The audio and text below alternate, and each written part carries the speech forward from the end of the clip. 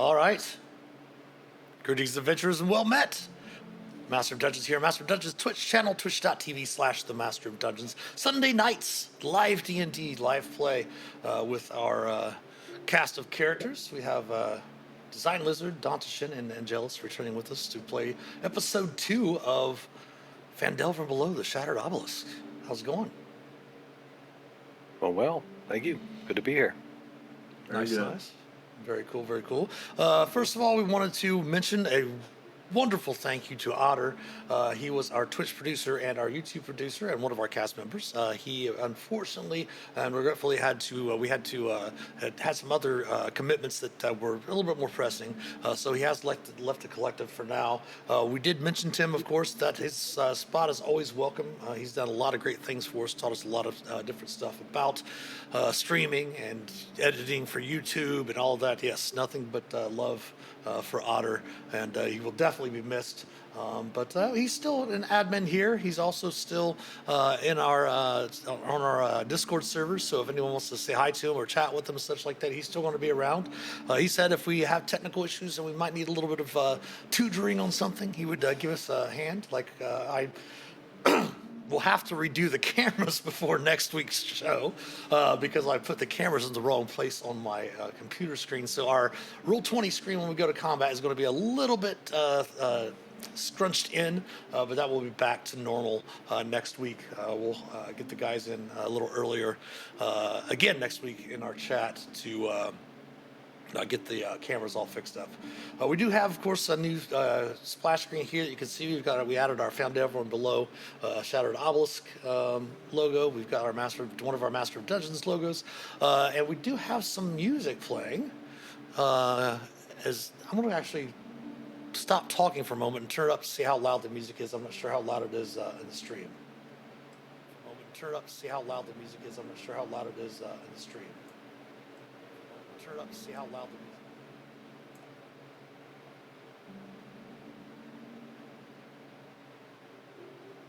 Not very loud. I'm gonna turn that up a little bit.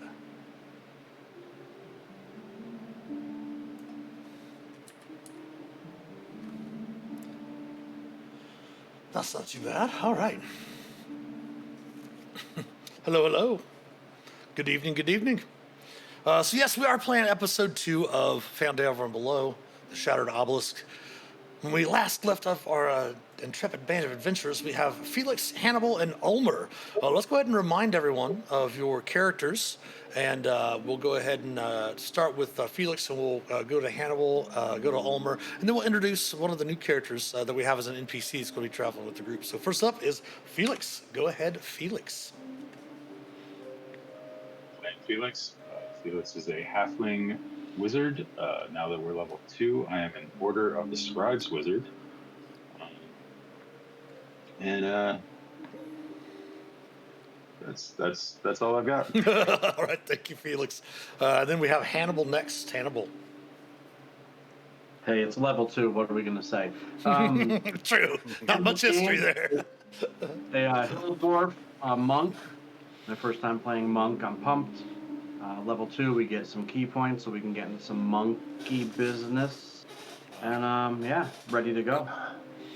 Nice. All right. Thank you, Hannibal. Then we have Ulmer.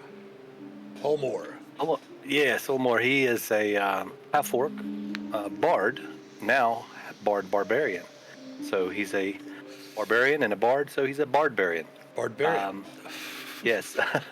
And he's really big guy with gray-green skin, black-purple hair, kind of soft-spoken, but really likes to, get down to business and focus on the job at hand. But he has a propensity to like taverns and drink, and gets might get in a little trouble if you don't watch him. He's an old sailor, so he just came off the boat not too long ago. So. All right, thank you so much, Ulmer. And everyone go ahead and start with inspiration. For those tuning in tonight for the first time, if you didn't have a chance to check out the first session, it was a number of weeks ago. We've had a few things happen in between then. You can definitely check it out. Still should be on video on demand here on Twitch, and I believe it's even up now on our YouTube channel as well. So you can go back and watch and get a kind of filled in on what's going on. The essence of it, though, is that the characters traveling back to Van Dalen. They all have a common friend in mind, or a common friend, a friend in common. So they're all coming back at his behest to try to help out. They were attacked by goblins along the way to Van Dalen, the village, and following the trail, they realized that it was their companions, their friends, horses and saddlebags and such like that. So they followed the trail, followed the tracks, found a small little cave with a few goblins inside, found out that the leader is some sort of bugbear inside, deeper into the caverns. They found one of their companions, friends, Sildar Hallwinter, and what they've decided to do is they were able to, there was a little bit of miscommunication and a fight ensued. They were able to take out some of the goblins and were able to escape with Sildar. They got back, made camp, took their long rest, gained their level, and they're going to go back into the cavern tonight. You are now traveled. Of course, we did have Pollock, which was Otter's character. Shailrin is going to fill in as an NPC that I went ahead and created to run with the characters for the party. She is also a Twilight Cleric. She's a level 2 Twilight Cleric, so that way Felix is not going to be losing his 300-foot dark vision that Pollux was giving them being a Twilight Cleric. All right, anything else that I missed? Anything you want to discuss before we get started? No, All good. No? recap sounds good. All right, so you get up the next morning.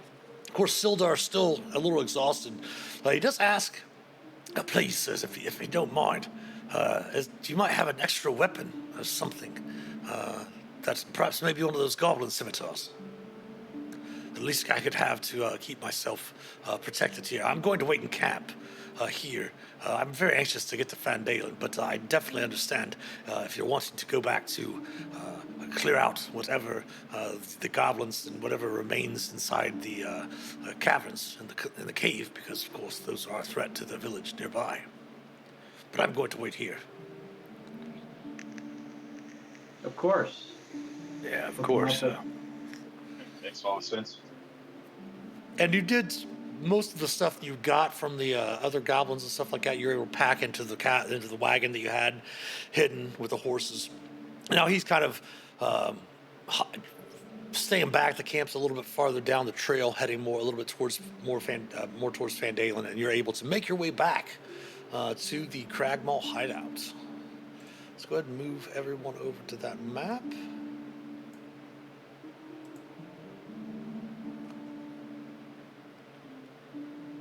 We will switch over to our combat map so everyone can see our map here. Your character's down here at the entrance. Now, just so everyone knows, your view for those watching at home is going to be a little bit different than it was before. We did have all the characters in Otter's folder in Roll20. So unfortunately, fortunately for you, you'll be able to see what I view. And hopefully my players aren't taking peeks at the map as well and metagaming off of it. But yeah, so you do find yourselves back at the entrance to the cave. You also recall that you did already pacify, right inside there was like a kennel, if you recall that, and you did pacify some wolves that were inside there. But if you want to sneak in and get a group sneak on, you can do so. You can easily also be across on this side of the area. Right. So yeah, if you want to stealth up, give me a group stealth check. Stealth for Shailrin there. Well, we got a 20 and a 25, so that's a good group stealth check. 2 of you got it. So that's good.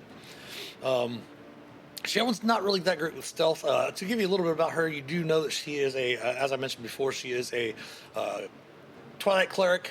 The spells she has currently prepared is she has Fairy Fire, Sleep, Bless, Cure Wounds, Detect Magic, Healing Words, Sanctuary, Shield of Faith, Guiding Bolt, Bane, and Ceremony.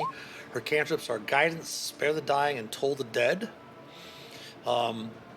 She does wear a breastplate and shield. She does also wield a warhammer. Being that she's a Twilight Cleric, she can wield martial weapons and heavy armor. But right now, she's just wearing a breastplate, medium armor, so it does not interfere with your stealth checks and things like that. She is a wood elf also, and she does have the tough feat from first level. Nice. All right, Sounds pretty badass. so your group is stealthed up with, as I said, a group check. Only 2 of you need to make the check to succeed. So we're looking at a passive. Things need basically a passive of 20, unless you do something else to alert them. Right. The map is yours. Teams Let Weep the in. sneaky folks go first. Yeah, definitely. Go for it, Felix. Let the wizard go first.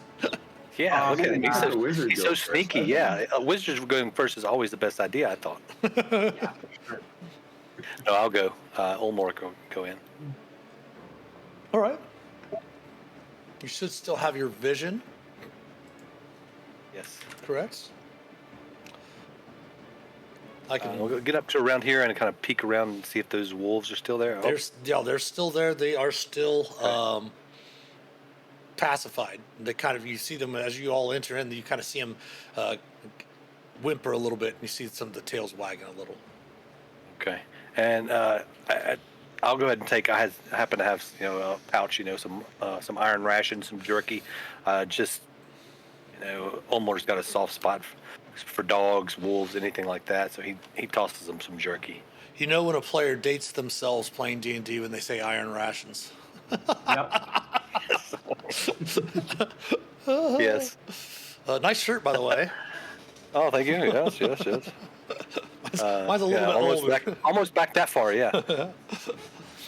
But yeah, you can toss them some more jerky and such like that. You do recall that as you passed over this way last time, you were fairly quiet about it, and you did note that there was a guard up here near this bridge. Right. Right. So okay. That's kind of the way I think we might want to try to go. Yeah, last time we did our little fight up to the left. Yeah. Yeah. I kind of remember that dead ending. Yeah, I think it was like a dead end. I don't know if there's any other passages. Maybe there was another passage. I don't remember. There was a passage going to the northeast, kind of in northeastern direction. That probably, Right, well then- most likely, you could assume that it probably leads to the bridge. Okay.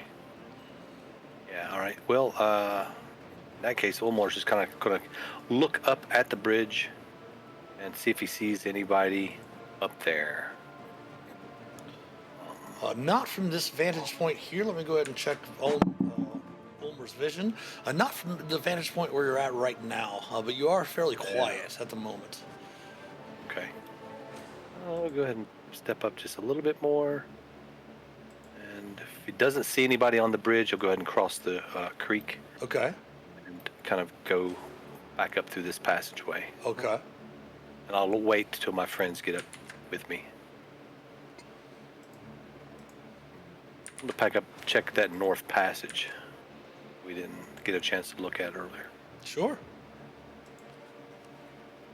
I scramble up this bank here, and I'll wait right here until everybody catch up. Okay. On the bank here where I am. I see anybody on that bridge now? No, but give me a perception check if you want.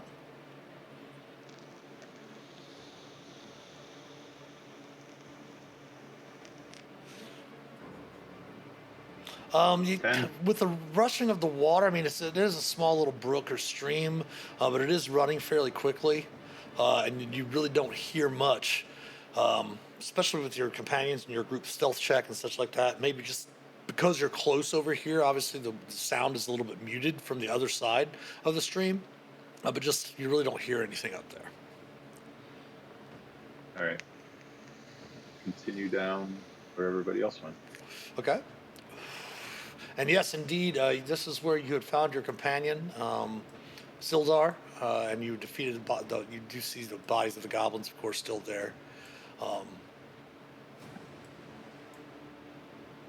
And I think we pretty much looted everything. We yeah. got the weapons and everything. Yeah. Mhm. Okay. So. All right. I'll double check. I'll Let kind me of go wit. look through here and see. Double check. Yeah, you got. Who's carrying the potion of healing that you got? That was a question that I had last. Oh, that was the last question that was asked in chat. Yeah. Yeah. I don't know if we established who. I don't remember who had You it. are. You have it. I've got it. Okay, that's right. Okay. Yeah, you said, oh yeah, give it to you because I might need it. Being the tanky guy. Especially if the cleric falls too. Yeah. Well, you have cure wounds, right? Yeah. That it might behoove you to have either the wizard or the monk carry the potion. That way, if you go down and the cleric goes down, they'll be able to heal you. Oh, good call. Okay. In that case, I'll go ahead and hand it to Felix. All right. Good call. All right. As I'm going up this passage, I'm also listening. Do I hear anything? You can give me perception checks as you're traveling if you wanted to listen. Anything like walking sounds or voices or anything besides the rushing of the water? Yeah, it's from where you're at right now, Omar and Wow. Hannibal. You can just hear the echoing of the water, kind of flowing through the area. I can make All right. a perception check for Shailrin for you though. Okay, sure.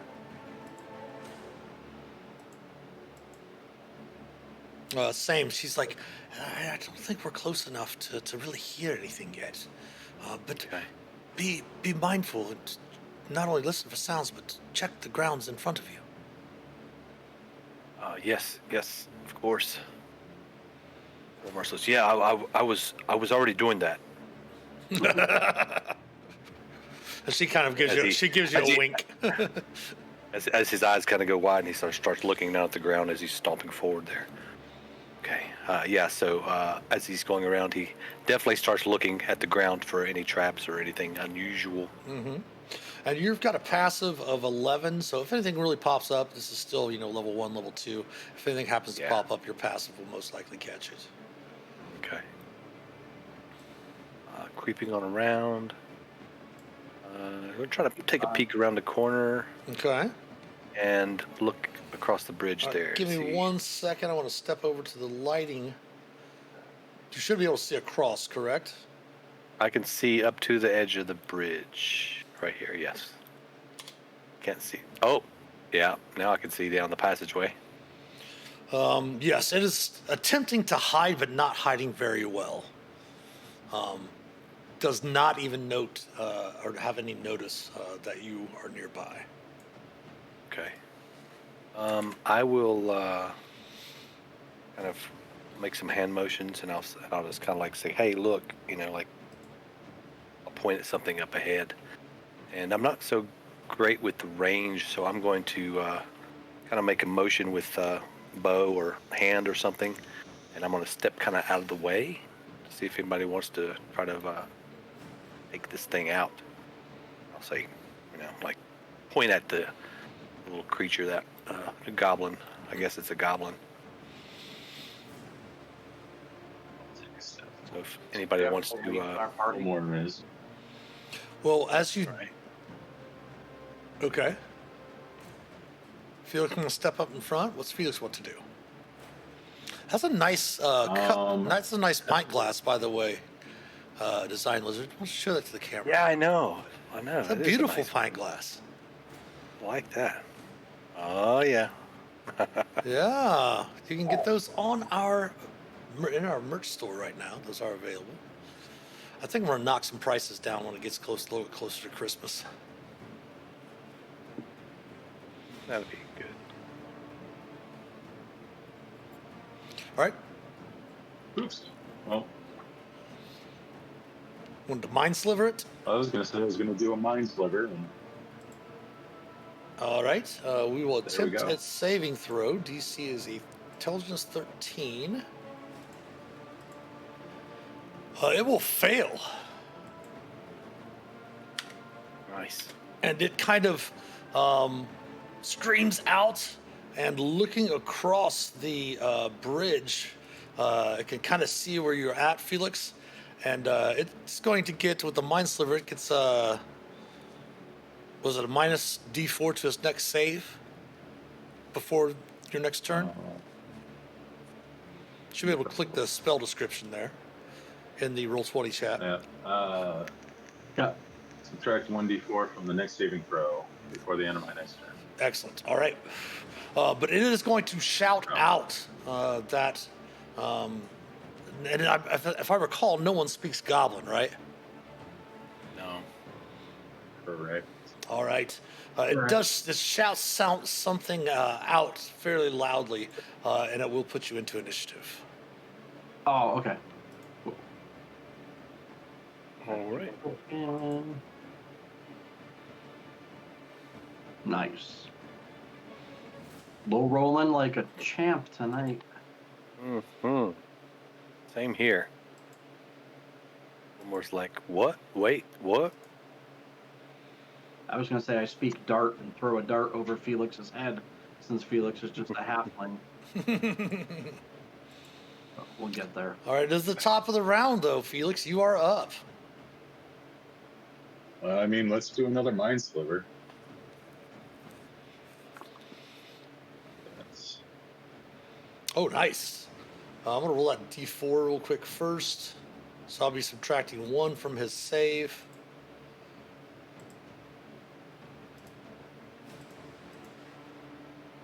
He got a 2. That will finish the creature off. Yes. Good job, Felix. Anything else? Such an unassuming little killer.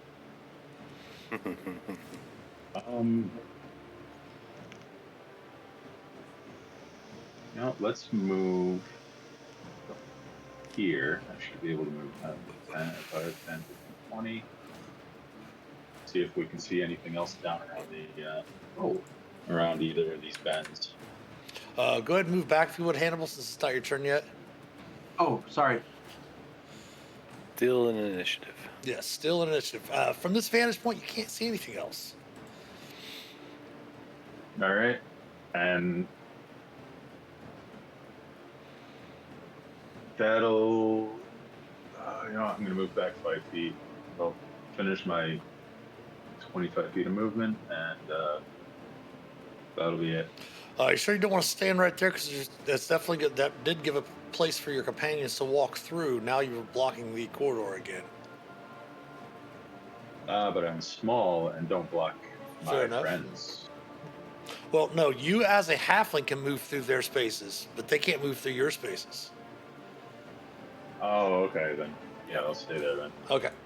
Sheilrin is up. She is going to. She says, "I'm going to follow the." As you recall, the trail that was kind of on the east side of the stream actually does seem to like slowly start to rise. So she's going to attempt to go around from that angle.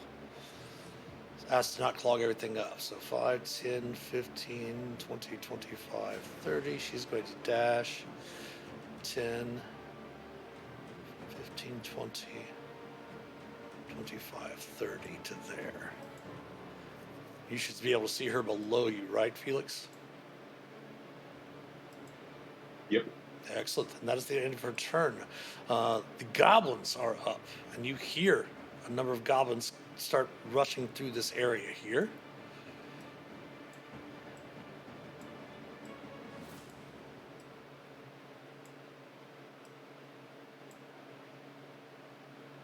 No, that's not good.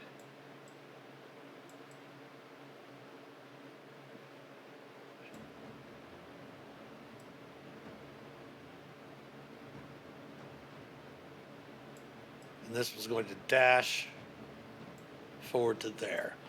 All right, the first goblin right beside you, Felix, swings its scimitar AC of 22 Oof. for 4 slashing. And the one in the back fires its short bow. AC of 19 for 3 slashing.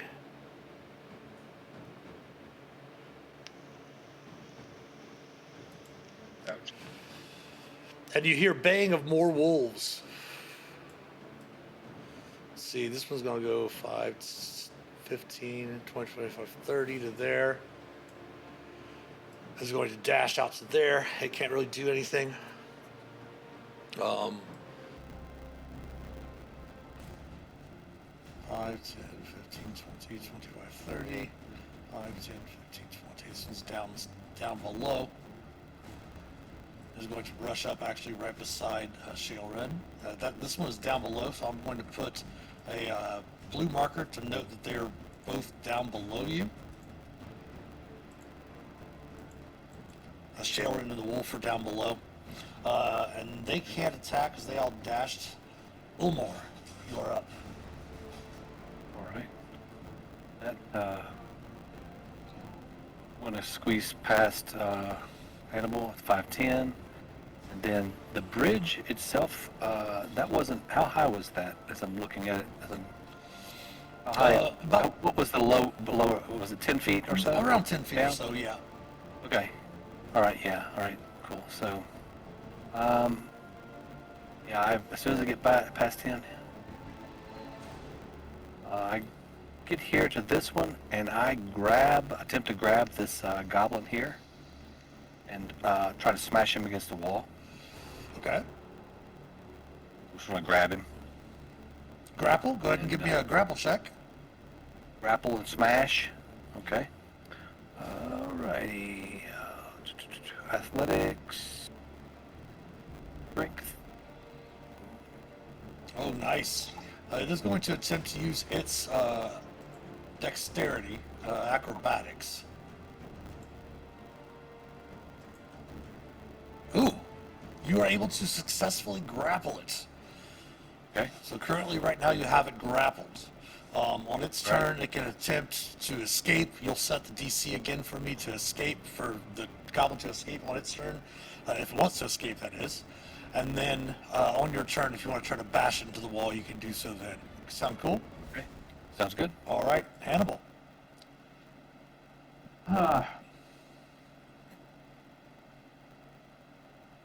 Don't know if there's any spot for me to. Guess I'll have to move up to see what's going on.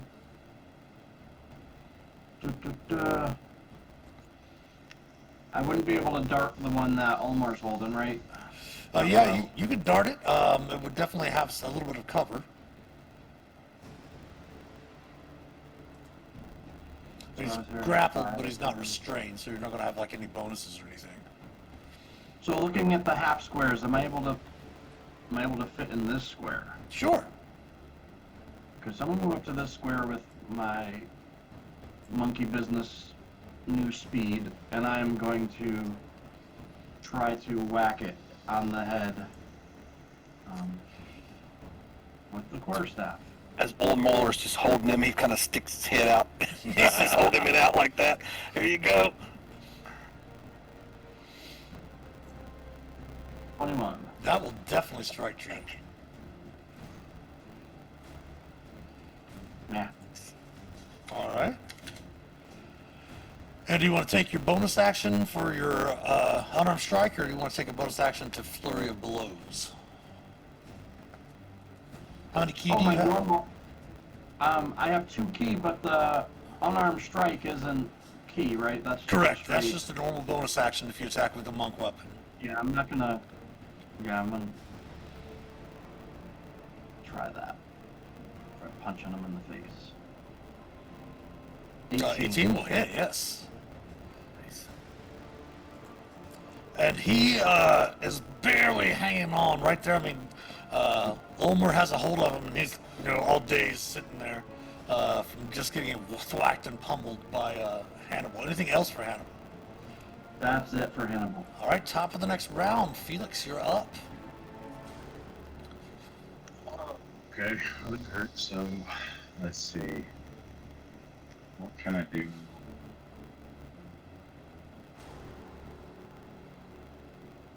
I'm gonna go after this one.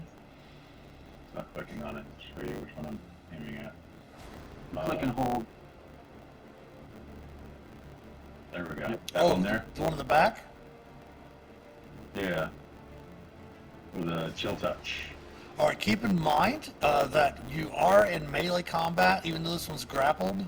You are within 5 feet of a opponent, so you'll have disadvantage to hit with a ranged attack. Okay, well, But you missed anyway. Okay. An 8 will miss, of course, yes. Just holding put for a moment.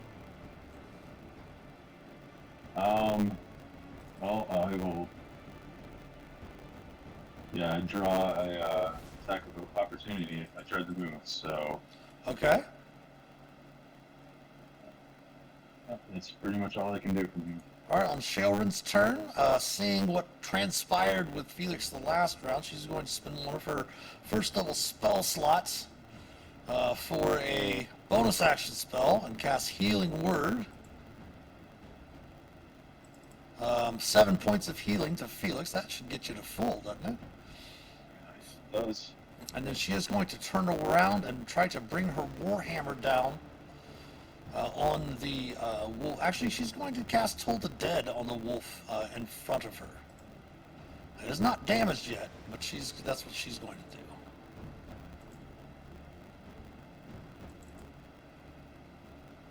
And it's going to attempt its wisdom save.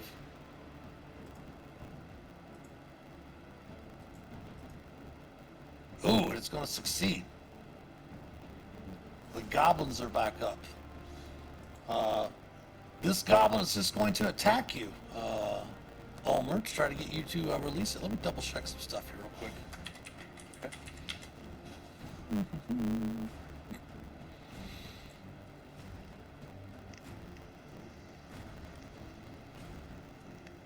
I will not let Yeah, I you was gonna get say- by, you little pipsqueak. Yeah, it just has a speed of 0, so there's no differences. So it's going to attack you as normal. So it is going to swing its scimitar. AC of 21, smashing Ulmer for 8 slashing.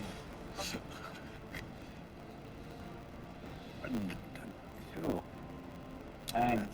And I don't think that's going to allow them to get away because he is grappled. I'm just double checking this.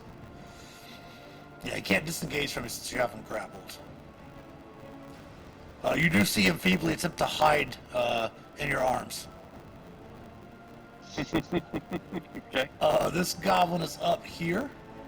It's going to step forward and it's going to fire its short bow at Hannibal. Missing horribly. This one's going to step forward and fire. It's got 3 targets. I'm going to roll a die 6 or die 3. 1 Felix, 2 Ulmer, 3 Hannibal. Hannibal. Bring it. AC 12 will miss. That brings us to the wolves. This wolf is actually going to jump down and come around here to attack Shailrin as well. And unfortunately, they do have pack tactics. So the first one is going to attempt to bite her for, critting her. Oh, man. Oof. For, what's that, 13 points? 13, yeah. And she will attempt her strength saving throw. And she will succeed and not be knocked prone. But the other one will attack her as well. AC of 15, and I don't think that breaks her AC of 18. So she is not harmed as she brings her shield up, blocking the bite from the wolf. Ulmer's up. Okay. On rage. Since I've been smacked in the face with a scimitar. All right. Rage. Raging and as he's really pissed off, he attempts to dispatch the goblin he has in his hands by smashing him into Hurling him off the bridge. hurling him off the bridge. Yeah, he just wants to smash him against the wall on the other side if he can. All right. Give me a Pulling dice. him. Give me a dice 6 for the bludgeoning damage. Right.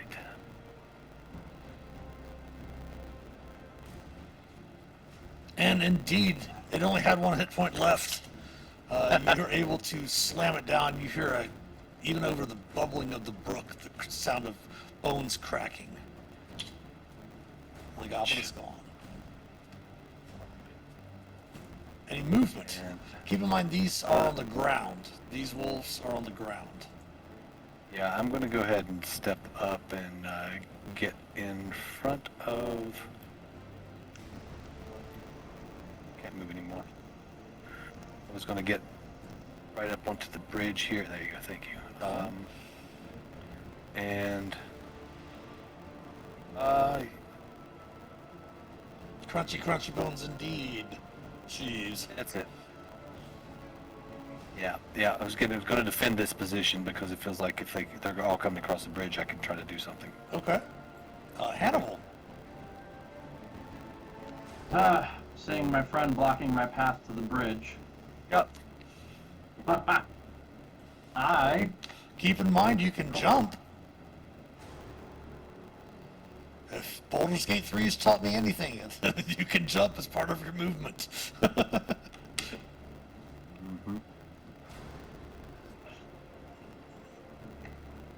All right. So what would that entail if I were to Well, hop down you the can't jump farther than your movement.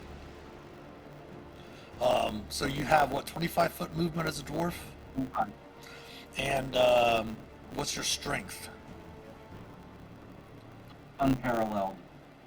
It is a -1. So Oh yeah. So if you look in your journal, up in the top right-hand corner, there's a little circle with the eye. Type in jump. We also are a learning channel for those watching, in case you're not aware. There's a long jump and a high jump.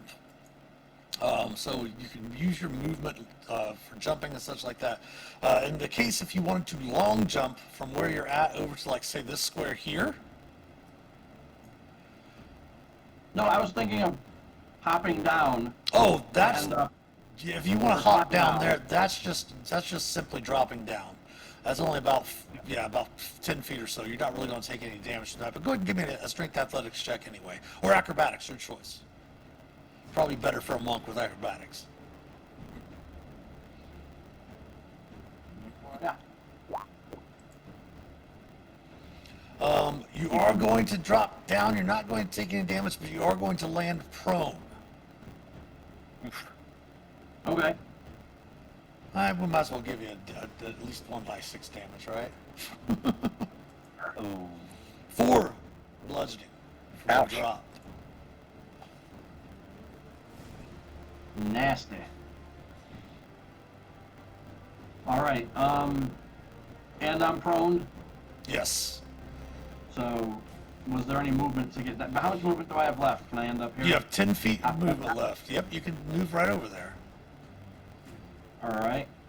And now I'll mark my little blue dot after my turn. I guess I'm gonna start quarterstaff on this. One to the south, okay. That will definitely strike true. Oof. Nice. I'm just gonna use my normal unarmed strike on the same target. Okay. Ah, That will miss, unfortunately. right. All right. I will laugh heartily. That's my turn. It's top of round 3, Felix. There's nothing in melee combat with you as the ones that are near you or below you, actually, about 5 feet down. About 10, well, yeah, about 5 feet down. That's about 10-foot drop. Alright, well, think I'm going to try for a Mind Sliver again. Those seem to be effective against these. On Especially if you do it this twice in one a here. row, yeah. So DC 13 intelligence save. All right, it's going to attempt its intelligence save. It's going to fail, taking 5 psychic He's going damage. to take 5. Oops, we've got a Tasha's Mind Sliver icon in here.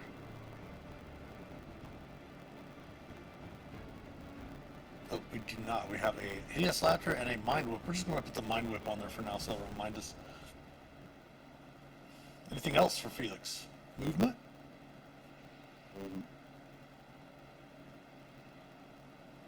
All right, shield. I'm going to move to here and hide behind Felix, or hide behind Olmore. Okay. Get yourself some coverage. As a halfling naturally stealthy, it can attempt to hide even obscured only by a creature that is at least one size larger than it. Well, that would still be an action. Although yeah. that's not Yeah. right. Yeah. If you had an action, like a cutting action or something, we could make it a bonus action, you could do so, yeah. But you still get some cover there. All right, the guy, Shailrin is up. My apologies, I skipped her in the thing. She is going to kind of look about. Not too panicked. She seems, pretty, kind of, she's second little adventure like the three of you. She is just going to go ahead and turn to this wolf right here after Hannibal smacked it a good one, and she's just going to go ahead and cast her Toll the Dead again, hopefully getting something better than a 1 on her die 12, but she just got a 1 on her die 12. What's that 1s12? Hold on, maybe that's why it's rolling just a 1. Hold on, let me check her character sheet. Do.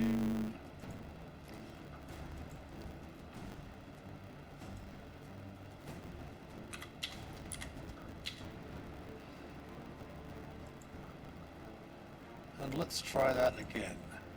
There we go. Now it's not just dropping a 1 down for us. It's going to attempt its wisdom save. The wolf is...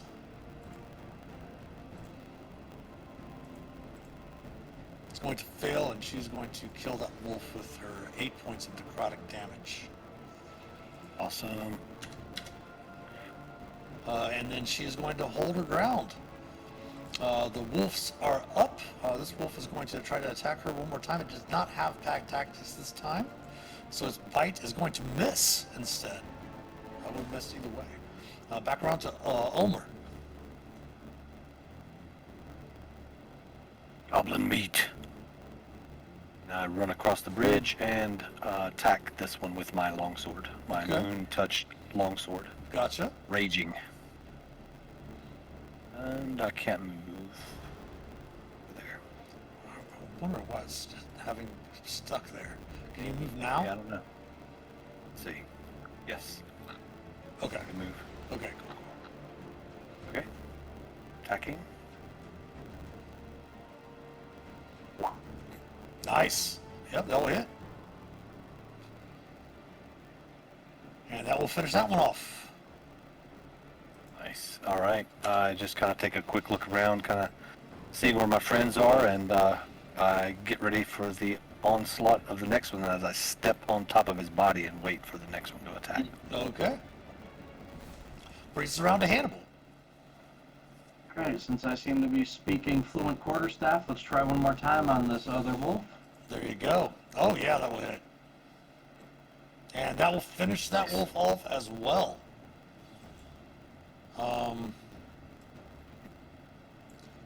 Now, getting back... Oh, wait, my apologies. No, it did not finish it off. My apologies. I was looking at a different set of hit points. Oh. I was looking at a different set of hit points. I was looking at the Shailrin. I'm going to finish off with my unarmed strike. Okay. Oh, that will hit. That will finish it Nice. off. Yes, that will finish it Well off. played. Well played. Wanted to give Hannibal that epic. So, does it appear if I walk back towards this way, I'll end up... You did note that when you were up here, you did note that a wolf came down from this area, yes. All right, so stream difficult terrain. Yes. So 10.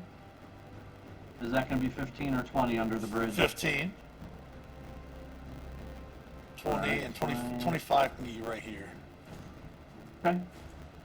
I'll sit right here where I can't see any of my friends and they can't see me. All right. Always a good plan. Top of round 4. That's fine. Actually, I do need to do this. Let's do this.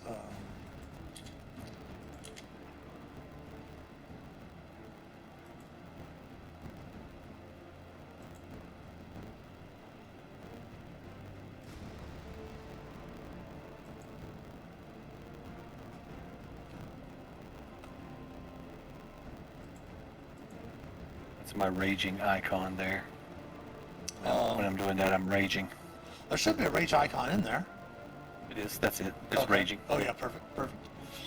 So back around the top of the order, Ulmer, you do hear, and Hannibal, you do hear up ahead of you some sort of, especially with your passive of 15, Hannibal, you do hear some sort of roar from, doesn't sound like a goblin.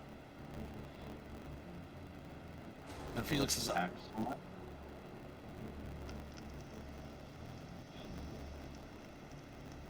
Let's see here on the bridge. Okay? You stuck as well? Come on, move. There we go. There it goes. And laying tried and true. Mind sliver on the goblin. Attempting its intelligence save. Oh, it's going to fail. Nice. That's a 5-second range. Yep. A movement.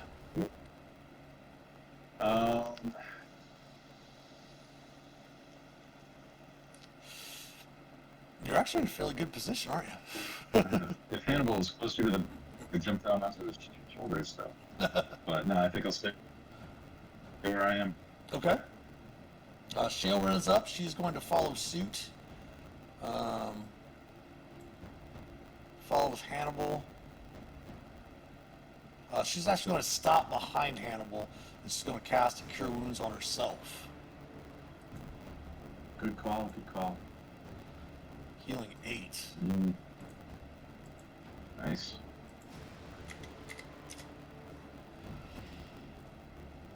And then the goblins are back up.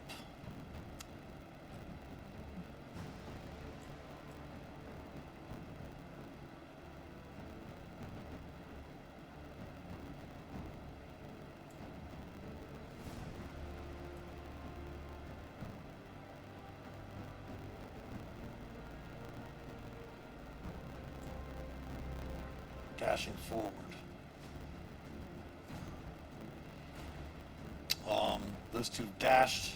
This one is still up. Ulmer takes a swing at the scimitar at you. Critting. But you are raging, so you only take 4 damage total Gotcha. instead of the 8. It looks all excited too that I crit you. Go ahead, Hannibal. Actually, I'm sorry, Ulmer's up. Yeah. Okay. Yeah. So I'm just gonna go ahead and swing a sword at the one right in front of me. All right. Unfortunately, 10 will miss. Yep.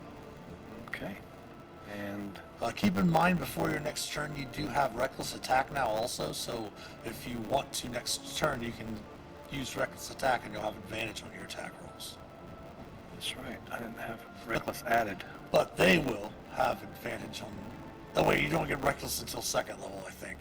To second level, Yeah. right? Because I'm multi-class. Yeah, that's right. You're multi-classed. I gotcha. Yeah. Yeah. All right. Cool. All That right. brings us to Hannibal. Well, I'll yell up to Felix. Not yell, but I'll talk up to Felix to make sure they see what's going on over here. And I think we're just gonna go try quarter step. Okay. Ah! That will miss. And now I can't my other punch. I can use it if I attacked, right? Just Yes, as long as you attack with a monk weapon. Yeah, you can use your bonus action to attack with your unarmed strike. all right. Well, I'm getting that punch it in the face. Oh dear, there's those dice. Change them out. Oh, yeah. That's what we need right now. All right, so the wolf is up. Ripper. Changing out dice too. Yeah. Dice were a little cold here lately. And Ripper is going to go ahead and dash as well. 5, 10, 15, 20, 25, 30. He just said Ripper. He named that wolf Ripper. That wolf is named Ripper. Yes, indeed it is. Oh boy. And then Oh, Clark. down here. And Clark is up.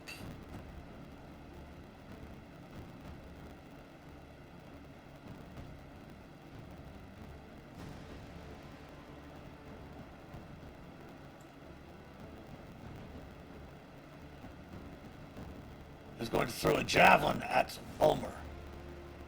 AC of 22 for 2 piercing.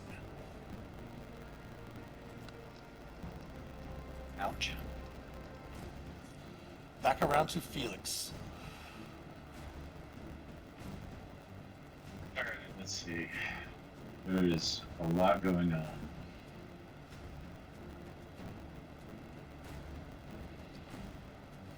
I think I I've already forgotten how to use the layover things. You mean the spell templates? That's it, the spell templates. Yeah, just select the, And na- words, select the name of it and pull it out onto the screen.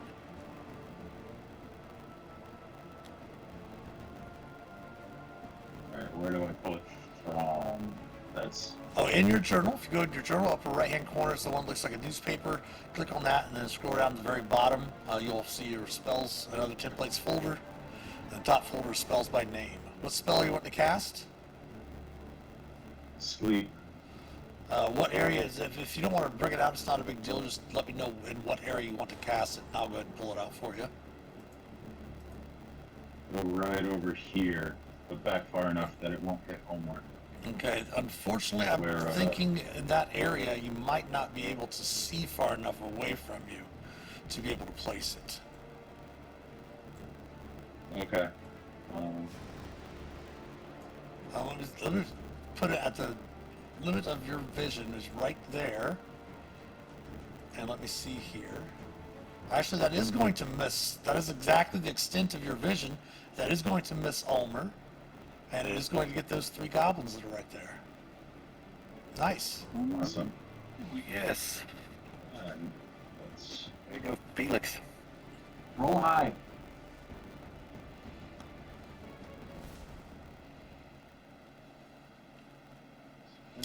There 23. we go.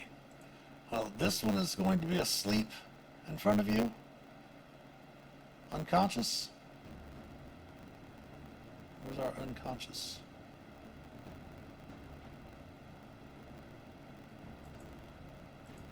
And this one right beside it is going to be asleep, but the big bugbear behind them does not flinch.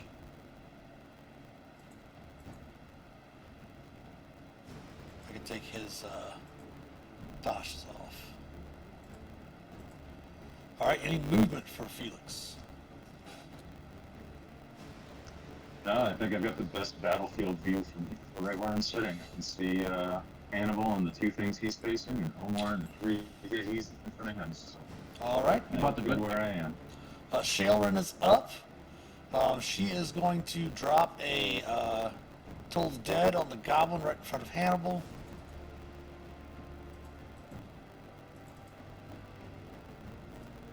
Attempting its wisdom saving throw. Will fail, taking 3 necrotic.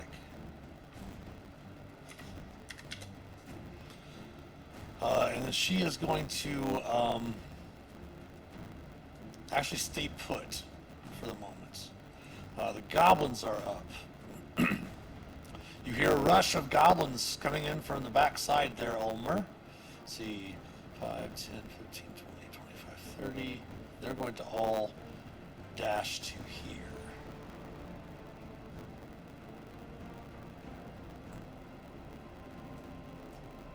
Oops.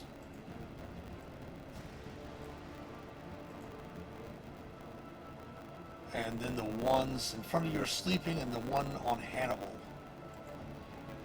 will miss with a 6-foot scimitar. Ulmer, you're up.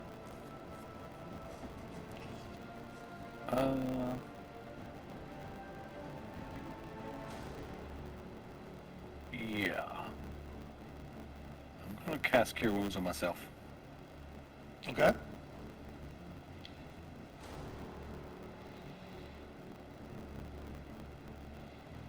You heal 9, but take 2 rage damage. Just kidding.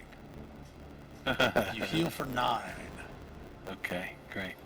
And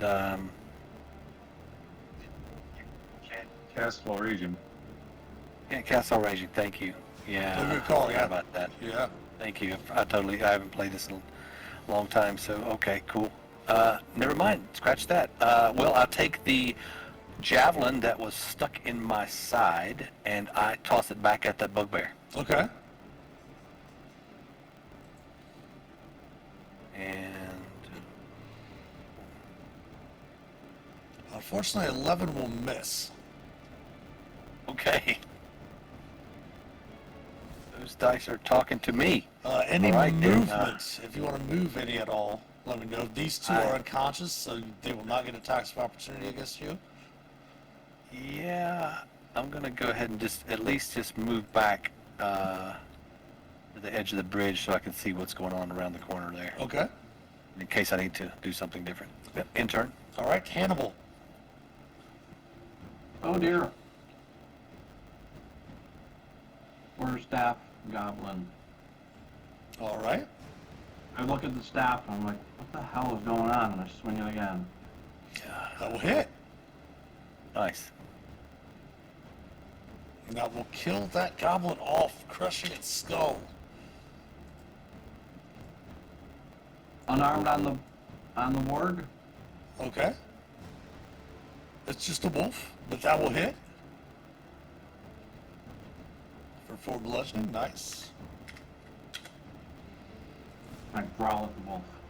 All right. It growls back. Its turn. It does not get pack tactics this time because you did take a goblin out. It will still hit an AC of 21 though on the monk for 6 piercing, and then please give me a strength save. Oh mighty, -1 to your ability score. Strength is a dump stat. You said save? Yes. DC 11 strength saving throw. Nice. All right. And growl back. And the bugbear is up. It's going to step over the goblin's bodies, so it's going to be 10, 15 to there. It's going to swing its Morning Star, hitting your barbarian for 9 piercing, since you are still raging. And that will take me down to my knees. Nap time. No, it will not, because if you recall, you are a half-orc. Yes, half orc. Yes, thank you for that. I am. At 1. I was on it. Ian wasn't. Yes. Just to 1. Yep. Okay, relentless endurance. That's it. Okay, just 1 then. Ooh.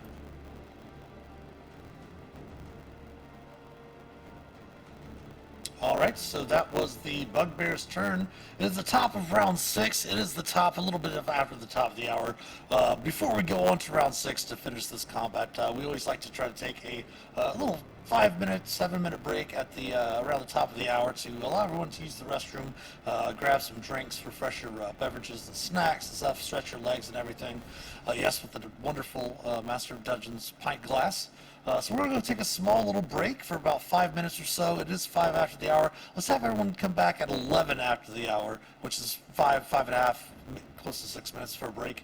And we will pick back up at the top of round 6 at 11 after the hour, okay? We'll be back here very shortly. Stick around, please.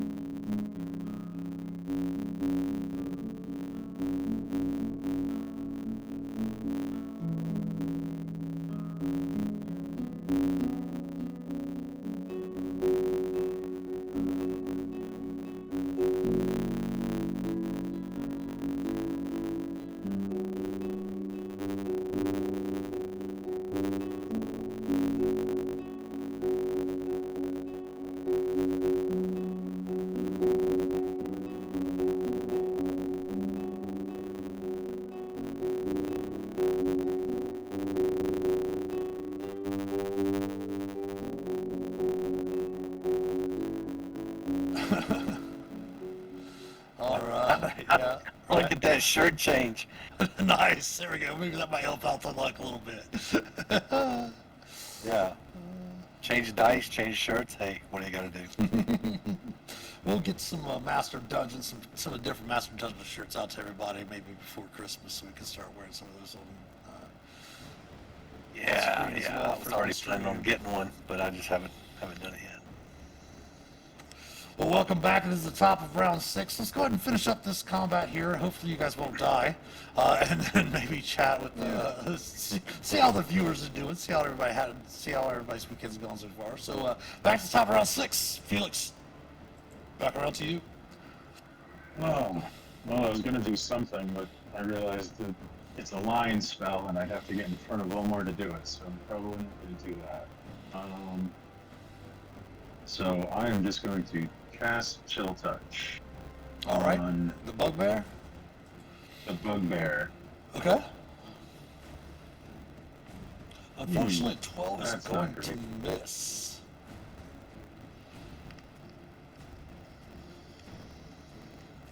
Anything else?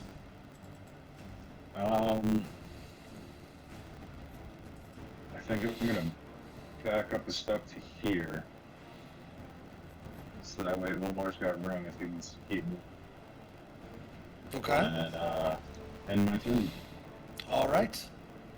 That brings us around to Shailrin. She is going to spend her last first level spell slot to cast a healing word bonus action onto Ulmer for 4 healing. Try to help out the best she can. And then she is going to kind of step through Hannibal, so where she's still up on the walkway, and she's going to also cast a Toll the Dead on the Wolfeteer. The Hurt Wolf. Hurt Wolf, yes, correct. Ooh, failed to save. Oops.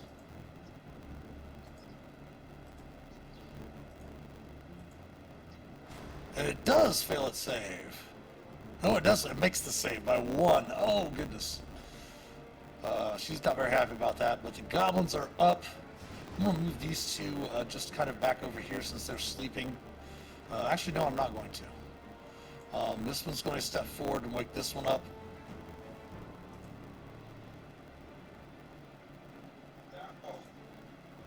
In turn, this one's going to get woken up.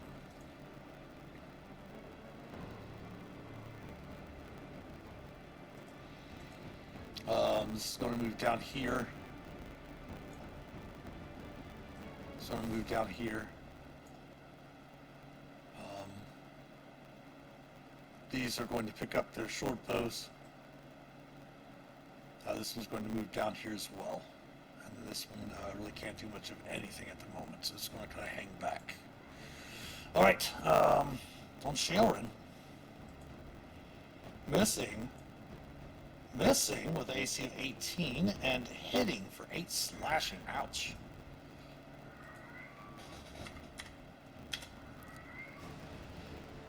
And then this one's going to fire its short bow, hitting and putting Ulmer down.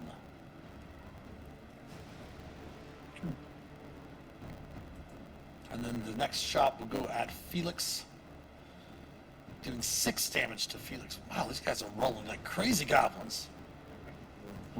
Ulmer, please give me a death saving throw and roll a natural 20.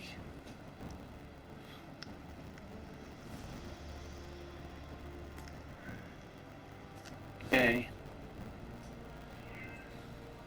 Oh! 1 failure. Hannibal, you're up. Oh dear.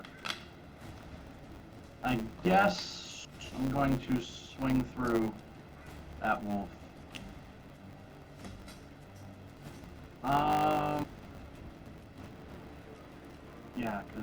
Yeah, swinging through it wolf. Okay. Well, that will hit.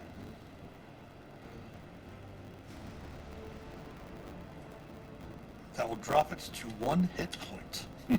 Alright, we do the monkey business. Unfortunately, 12 will miss. gonna growl at it. Shit. Ah. Yes, Briar Clark does have a history of lots of blood on his hands. And right now it's half-orc blood. Yes. Any repositioning for Hannibal? No, thank you. All right, Ripper is back up. It is going to turn its attention to you, Hannibal. Let me double check. I don't think this is going to apply to Hannibal.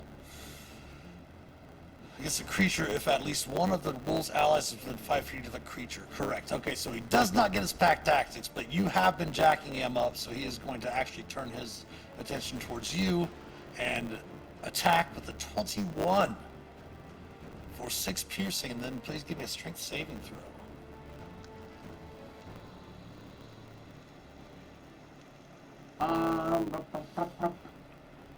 Okay.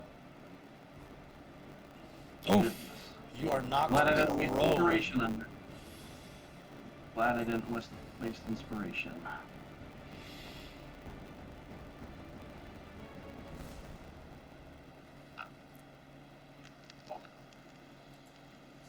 Clark is up. Clark is going to step over Ulmore's body, moving over to Felix and swing his Morning Star. AC of 10, Felix. Oh, no, I have a 16. Felix, you're up. Well, oh, hey. Damn it. You could be inventive. Well, so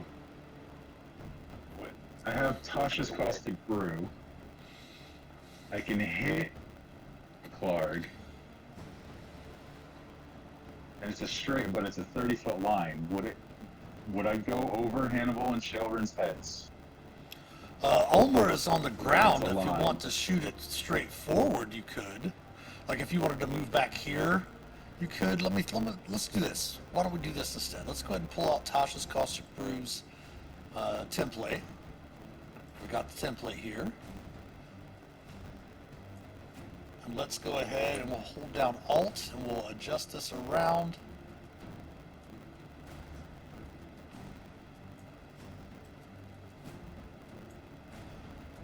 No, not really going to be able to get the other two over there. However, if you do just to do it straight ahead of you, no. Omar is on the ground. I'm prone. Yeah. No, I was just thinking because Hannibal and Shelrin are down 10 feet from where I am. Yeah. Would it just go over their heads and not hit anything? No, but I will let you, since Omar is already on the ground, I will let you get all this whole group back here. Oh, that works too. See what I'm saying? So like if Yeah, you I'll move back to over here, and yeah. all right, yeah, let's do that. That is a DC 13 Dex save. All right, attempting one for Clark first. He will fail. Nice. Yeah, it's And he will he'll take 2d4 acid at the start of each of his turns until he takes a turn to scrape it off. So he's taking acid damage. yeah, and that's three damage right there. So. And then we'll attempt the one for the goblin in the back. Oops, not a check. Let's do their saves up here. And it is a dexterity save. He will fail. That will kill that goblin, as he only had 2 hit points remaining. And then attempting for the final goblin back there. He will fail as well. Nice. AoE damage at 2nd level. So both the goblin and Clark both have taking 2d4 acid damage on their turns unless they take an action to scrape it off. All right, Shelrin is up next. She is out of spell slots, but she does have something else that she can do. I believe it's as a bonus action, I think? No, as your action. As her action, she is going to go ahead and then just do this.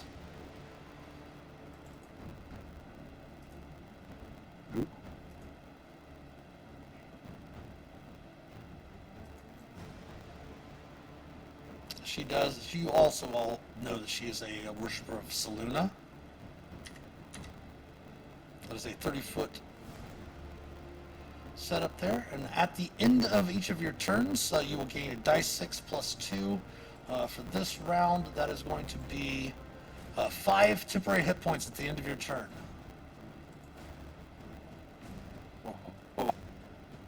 Okay. How will that affect Olimar? That's what I'm checking into. Now, if I recall, you have to have hit points to gain temporary hit points, I believe. But again, don't quote me on that, because again, I've played so many editions I can't exactly remember the rules exactly myself. I have temporary points to damage.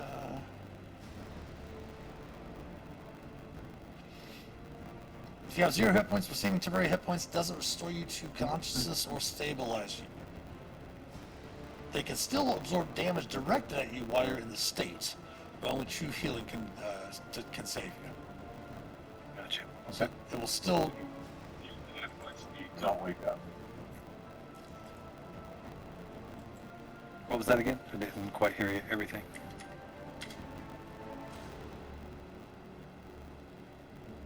I think he said you have 5 temporary hit points, but you're still down.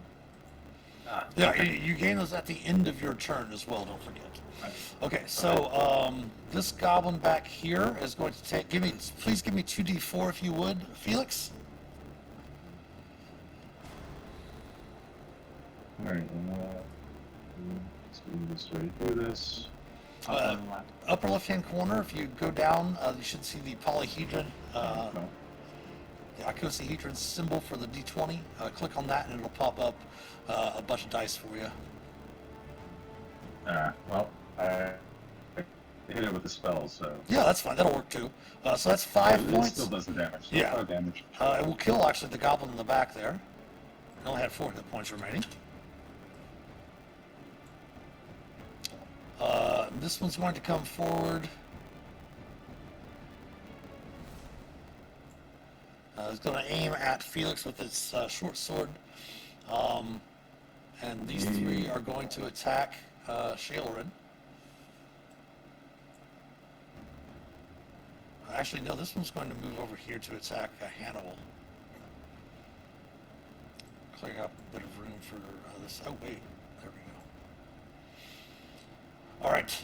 The one with its short bow, you're going to have some cover from Clark in front of you.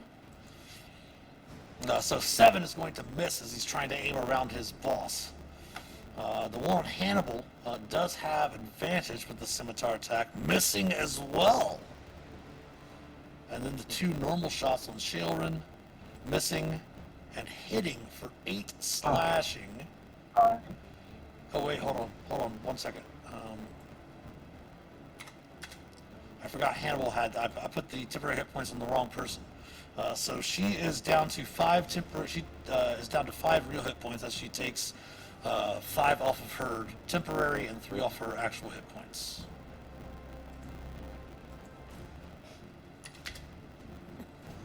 All right, that is the goblin's turn. Olmor, you have at the end of your turn 5, but at the beginning of your turn, make another death save. Okay, I'm going to use my inspiration for this next one. Okay.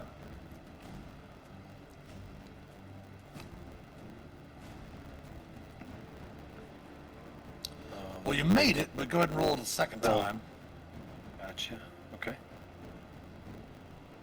Okay, so your 11 did make it, so you have 1 success and 1 failure. Okay. And that brings us around to Hannibal. Hopefully not a cannibal.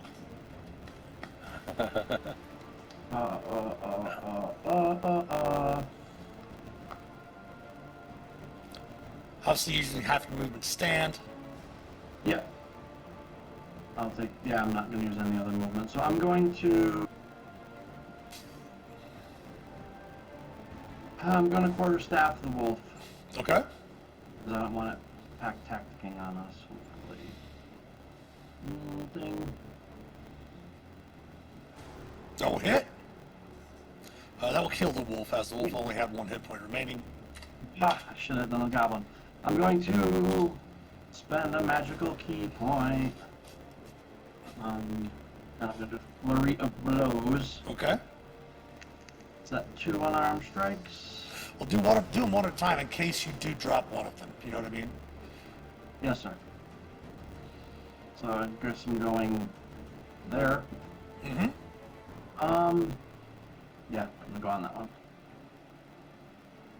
Arm Prey strike. has the bonus action. I like that. Oh, that will hit. Nope. Still up. Fudge. Alright. That's about it. You get one more. Okay, then miss. Okay, gotcha. Clark is Oh, up. Clark is going to try to attempt to attack Felix. You have an AC of 16, and you have any spell slots left, Felix? I have 1 spell slot left. Hopefully we don't need to use it for a shield, but let's find out. No, it will miss with a 13. Yes. Felix, you're up. Oh wait, give me another 2d8, 2d4 also. Oh, I gotta take my 5 hit points. 4.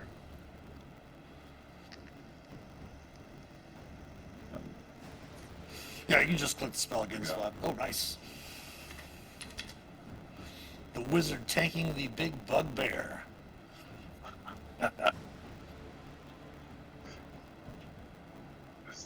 It's terrible and scary and Awesome. I'm using the wrong spell. It's okay. I don't have the other one prepared.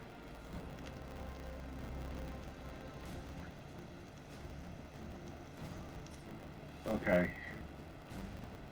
So let's start my turn. Yep. 5 temporary. That's at the end of your turn. You get the temporary at the end. Oh, of that's your at the end? turn. Yeah. Okay.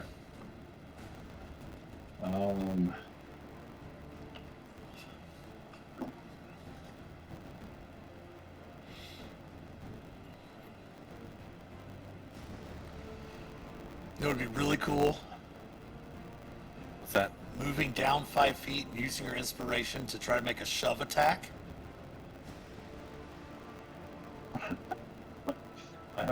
I also have a -1 And to my 8 strength. strength. Only you So, have bam.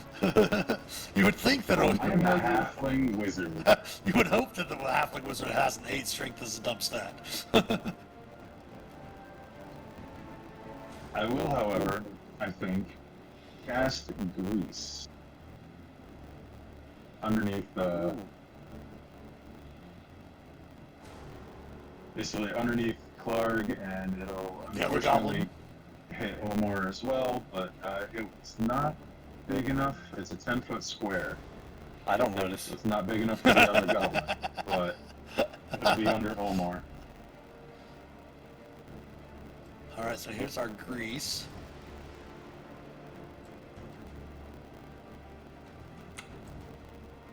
So you want to put it there, you can get both of them. Oh, okay. Well, Like do that put, then. you basically place it right underneath Omer. yeah. Alright, and your DC is 13, it is a dex save, correct? The grease appears is as correct. a creature must make it. So it's a tip for Clark first. This is dex save. He will make his save. The goblin back in the back, however. Oops. I don't suppose I can use my inspiration to change that, can I? Unfortunately, no. Inspiration can only be used for the characters. So they will actually make their saves, yes. Damn. And I It think, is still difficult terrain. yes, it is difficult terrain. And I think when they move, still they, if they're in their turn there or enter the area, they also must make it again. Yeah, so we're just gonna, we'll have it right there on those areas. All right, anything else?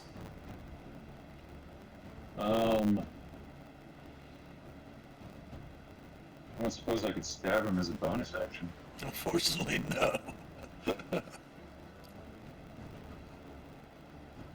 Then, nope, that's it. All right, Shaelin is up. She's going to toll the dead on the goblin right by Hannibal.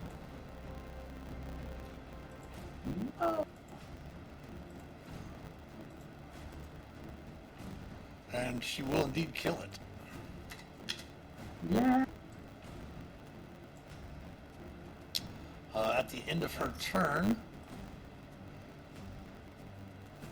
+2, you hit 6. So if you have less than 6, you will go up to 6 temporary hit points. So 6 more in addition to the 5? No. No, okay. Temporary hit points do not stack. You take whatever the highest number is. They do last until you take a long rest. So you'll go up to 6 temporary hit points at the end of your turn instead of 5. The goblins are up. This goblin, if he ends his turn there, oh, nice. He's going to go ahead and come around this way and end his turn there. This one's going to go ahead. These two are going to attack Shaelin. Missing and hitting for 3.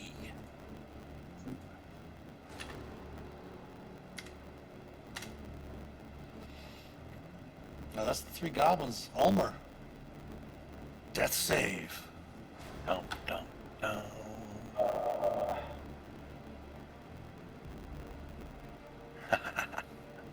Nice. Okay, here we go. Nice. 2 saves. 2 saves. Yes. Whew. Hannibal. Would it be... That's all right. I don't really know what's going on up here. I don't even know that Ulmer's down, probably based on the line of sight. I'm just gonna come around. I'm hopefully gonna teach this one about the ways of the bow staff. Nope.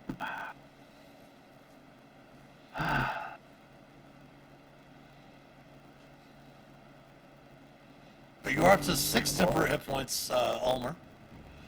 Yep. Yes, I have that noted. There, I guess. And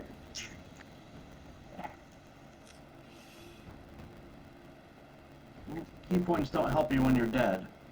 That's true. I'll spend my second one, 2 unarmed strikes on the fool in front of me. Okay. Well, first one on. Yep, double hit. First one. Oh, nice.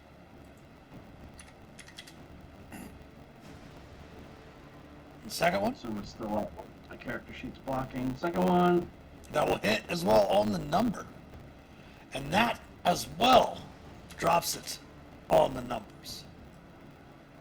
That was worth a key point, I guess.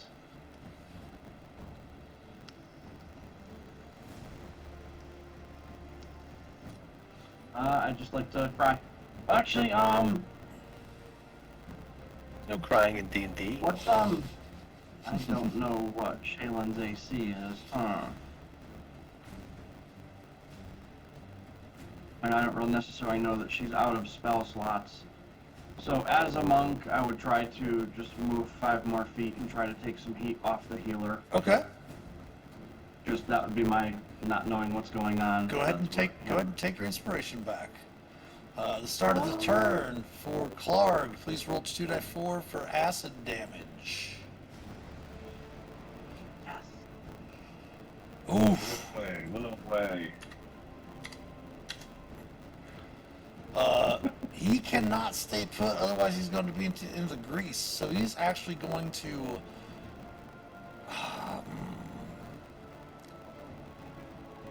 take the disengage action. So, okay. And going to move back over here. And he doesn't have any bonus actions, so let's see. That is difficult terrain, right? So 5, 10, 15, 20, 25, 30. And that was his disengage action. That was his move. That's the top of the round, Felix. Felix. Okay. I'm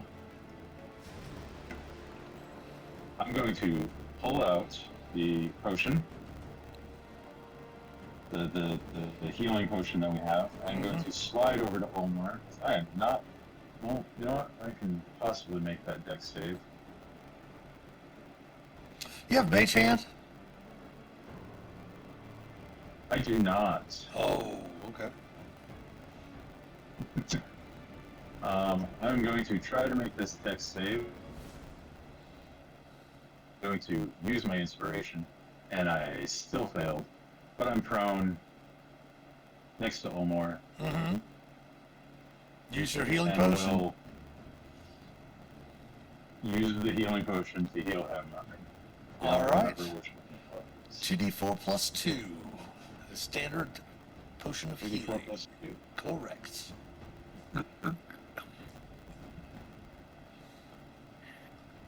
So 8 10! plus 2, Ooh! 10. Maximum healing.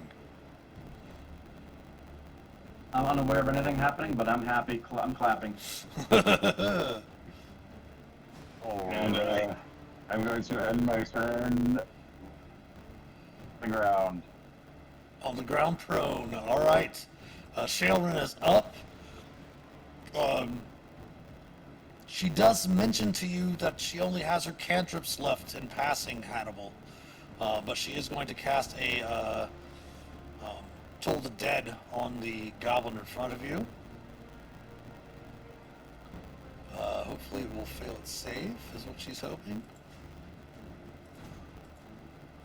It will indeed fail its save, so it will take 3 necrotic damage.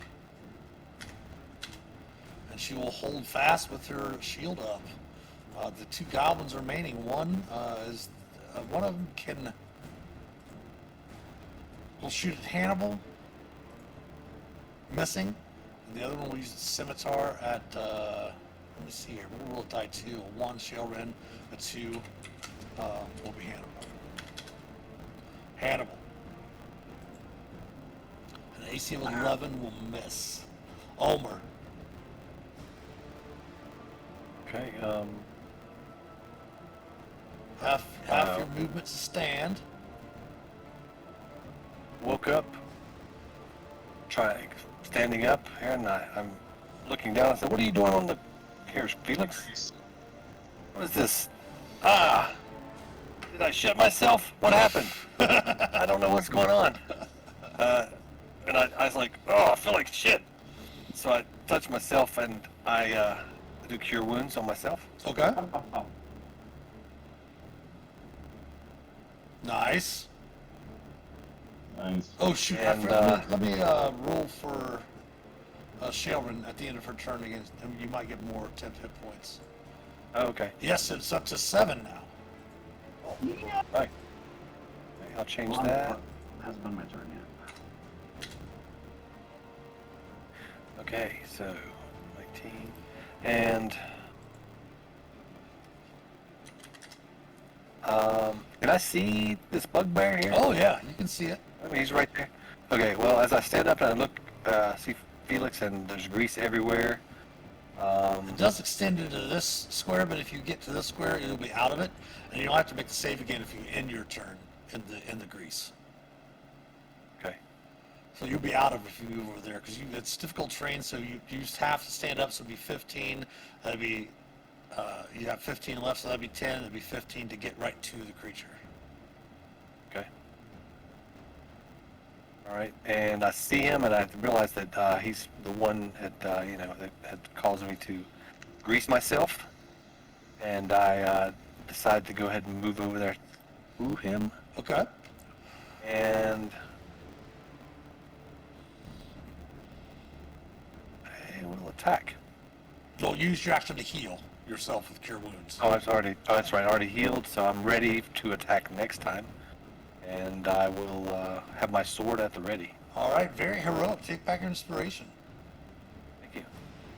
Hannibal, you're up. Yes. You know what? I am gonna do the quarterstaff, and I'm gonna re-cash in my inspiration. So, quarterstaff attack on the goblin to my south. Oh, that will hit. Oh, almost finishing off.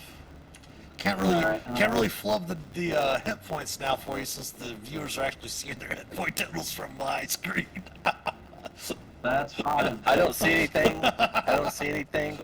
Nothing to see here. Move along. 13 on my punch misses. Yes, the 13 will barely miss, as it's ratty armor and shield. Anything else? I just growl at him. That'll be it. All right, Clark is up. The growl. I love Clark is going to swing at Ulmer. Oh, shoot. Give me 2d4. 2d4 acid damage. Yes, it is. Four. Shoot. He is not going to continue taking this. He's going to spend his action to get rid of the acid damage. All right. Felix, you're back up. That was a key thing, him failing that save, too. Yep. Yeah, that's awesome. Awesome, but yeah. Let's let's make him fail another one. Mind Sliver. All right. Attempting his intelligence save. Wouldn't think a bugbear would be good at intelligence saves, but you know. He is. Anything else?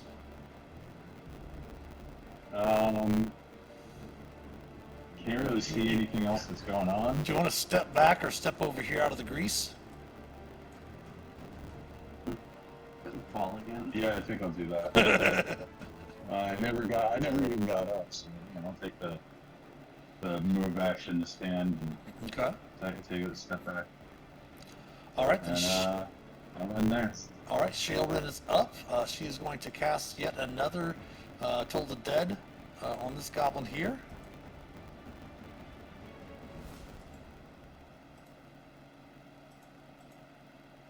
It's going to fail a save. That goblin is gone. At the end of her turn, let's see if we get higher than 7. Nope, we're still at 7. Keep in mind at the end of your turn, if you've taken damage off of your temporary hit points, at the end of your turn, you still get those temporary hit points back up to 7. Gotcha. Right.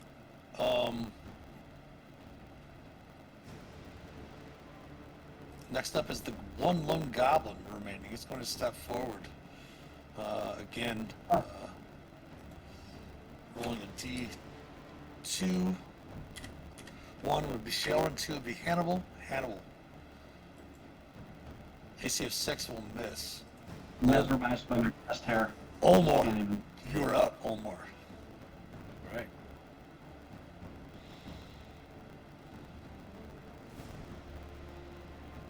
I think I can rage again. Okay.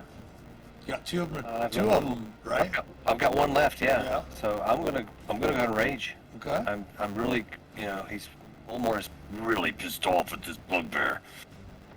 Raging now, and I'll attack with the rage. Damage with hopefully hitting with my sword. Roll a nat 1. A nat 6, 1. A nat yeah. 1. Yeah. Hit. A 6 unfortunately misses. Hannibal, Yeah. back around to you, Hannibal. Rats. All right. I'm so pissed off. I think my best shot at damage is still that. Oh, hit. Boom! Oh. Goes the dynamite, Yeah. killing of the goblin off.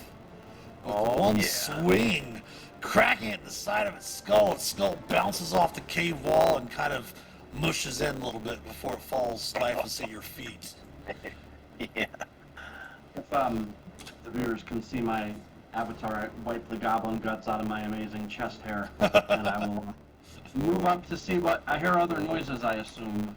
We'll let everyone, hold on a second, let me show the viewers your massive chest hair as a dwarven monk.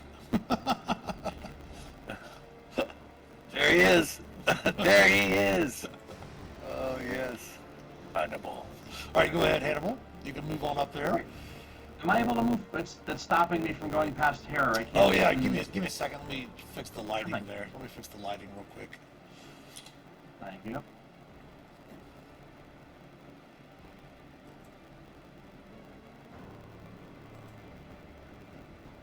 There we go. Oh, cool. So, I'm gonna move up, not knowing what's going on, and get scared by Clark, and use my Bonus regular action. monk unarmed. All Yeah. right, fire away. No flanking, right? No nothing good. Just Correct. That wouldn't matter. Punch him in the back. Let him know I'm here. All right, Growl at the bugbear. he is up. I'll come in the back. Yes, seeing someone come from behind, knowing that the other creatures might be defeated. Give me a second here. I'm gonna take a moment to read the encounter with Clark.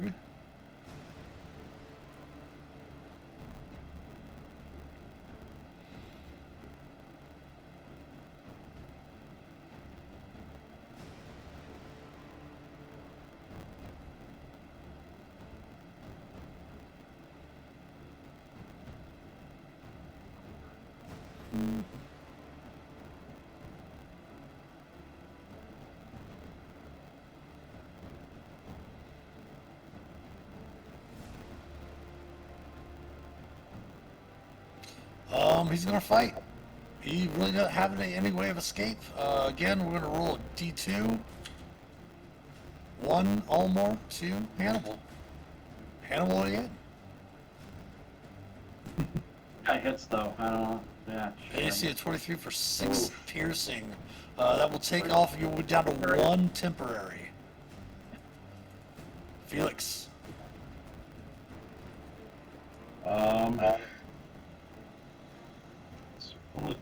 Let's do a chill touch. I can just see him. Yep. Chill touch has the range. Actually, yeah, chill touch has like 120%. Unfortunately, a 15 15. will barely miss.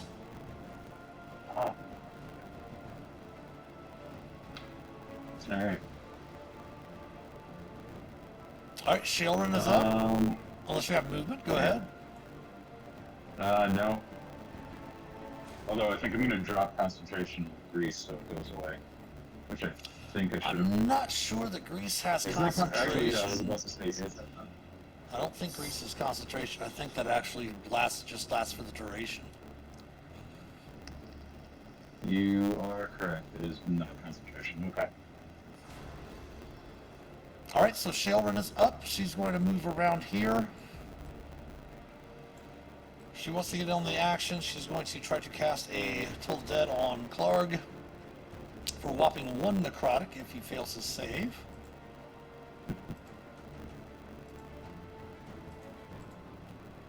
Which he does not. And Ulmor, you're up.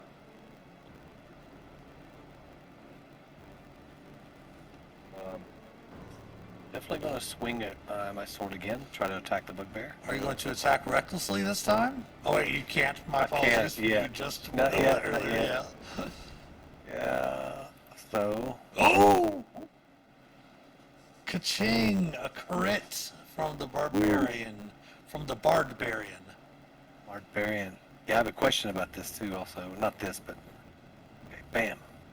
So that's 13, 14, 15 points. He had 9 remaining. The creature falls dead at your feet. Yes. Taking you out of combat.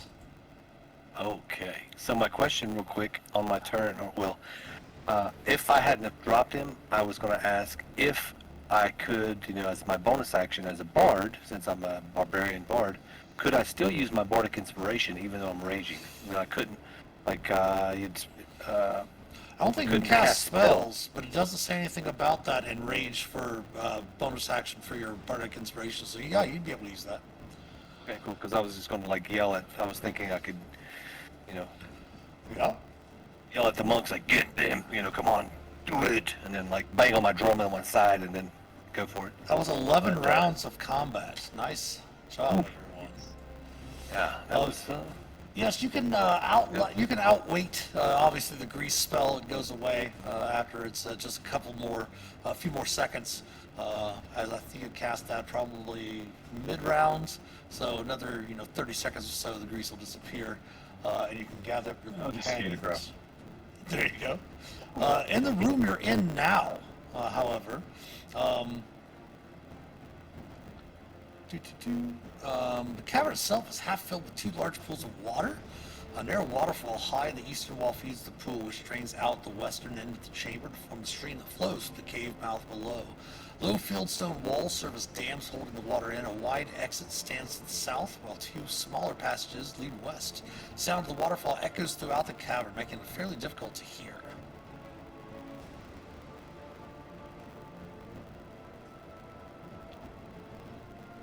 All right, what do you guys want to do? Look around? See if we can find anything of value. First thing I want to look on the bugbear. Did I find anything on him? Like anything? Clark the Note. Bugbear does have, give me a second here. This, of course, has his Morning Star that he was using in combat against you all. Okay. And he does have some ratty hide armor and a shield, a couple more javelins as well. The goblins themselves, of course, have their ratty scimitars, some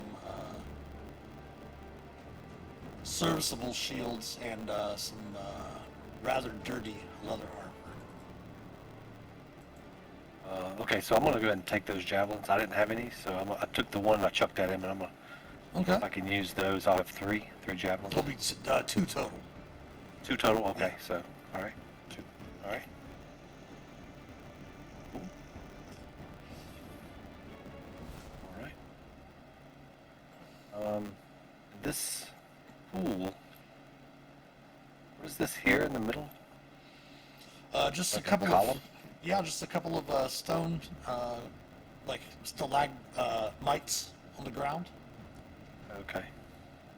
They kind of raise up All right. into the pools. Okay. And there's a passage to the south. All right.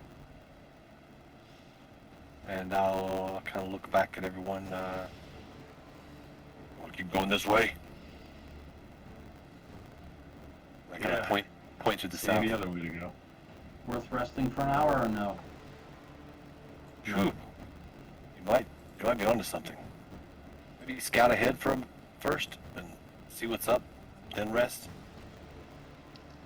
Might be a good Sounds good. idea. Okay, so I'll go ahead and try to stealth up Okay.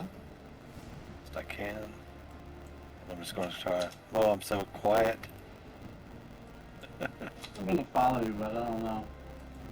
Yeah, I'm just going to kind of look ahead a little bit, see if there's any more goblins. Peek up past Okay, this so everyone, area. do go ahead and set your temporary hit points to 8, as I did make another check. She Okay. didn't have her full 10 rounds. Okay. So if we used So yeah, heading down south into that room, is there another barrier? There's a barrier, yeah. Give me a second. Yeah. There we go. Into this room to the south, sacks and crates of looted provisions are piled in the south end of this large cave. To the west, 4 slopes towards a narrow opening that seems to, once you head over there, kind of look and descends into the darkness. A large opening leads north, of course, that you just passed through. And of course, you can hear the roar of falling water that echoes from beyond the entrance back in the room you just left. In the middle of the cavern, the coals of a large fire smolder.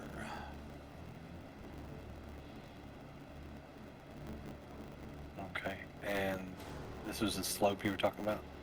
Yes, it seems to be That's some okay. sort of natural chimney that descends down into the ward pens, or to the wolf pens, Okay. I should say. Okay. I'll just take a quick look around. Doesn't look like there are any goblins or anything, and I'll come Nope. back to the stairs, and I'll Uh-huh. say, "Looks all clear. Looks like there might be some loot up here.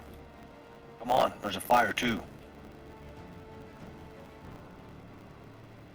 And I'll kind of go ahead and start kind of look around over in this area to see if there's anything of value. Okay. Not really much over there. Most of the supplies over there are piles of sacks and crates that are marked with the image of a blue lion. Which everyone, if they Lion. want, go ahead and give me a history check. Fairly simple. Okay.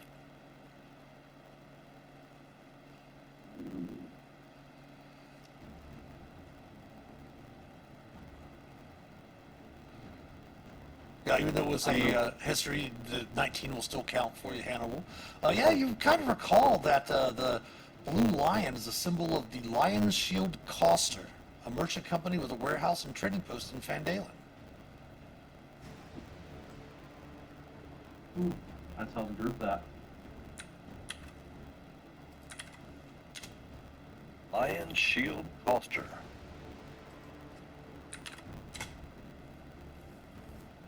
They wouldn't mind getting some of their stuff back. Some of the stuff is theirs. Fandalen.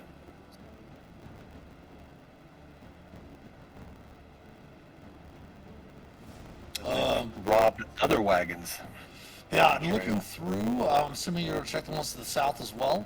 Yes. Of course. Of course, the captured stores themselves are bulky, and you'll need a wagon to transport them. Luckily, you do have a wagon back at your camp, so you could bring the wagon down and load everything up.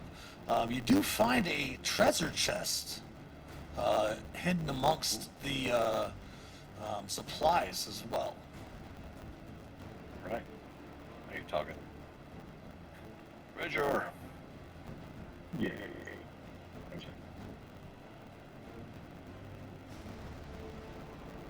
Who would like to open it? Who has the most hit points? Probably That might be, I was gonna say, that might be me. I think Olmor does because he's at 18 actual hit points, plus he has the 8 temporary as well. Okay. I'll open it. And it's unlocked and not trapped. Oh. Awesome. Inside, you find 1,700 copper pieces, 150 silver pieces, a jade statuette of a frog with tiny golden orbs for eyes is probably worth 40 gold, and 2 vials.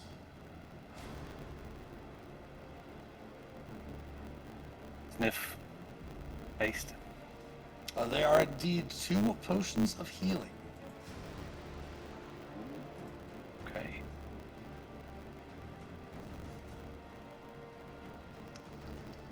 All right. Very nice. And yet again, it is the top of the hour. If you all want, we can go ahead and you can take a short rest now, or you can head back to your camp, gather up Sildar, bring the wagon back, and get all these supplies, and take a long rest. And we can, when we come back from our break, we can have you heading into Fandalen. Does that sound all right for everyone? It's good. Yeah. All right. The long rest. Yeah, you can take Long a rest option for me. What do you guys think? Sounds agreeable. All right, so go ahead and take the benefits of a long rest. It is the top of the hour. We're going to take our last break here. We'll come back at 6 after the hour, and we will continue on with Fandelver and below. We'll be back shortly. Stick around, please.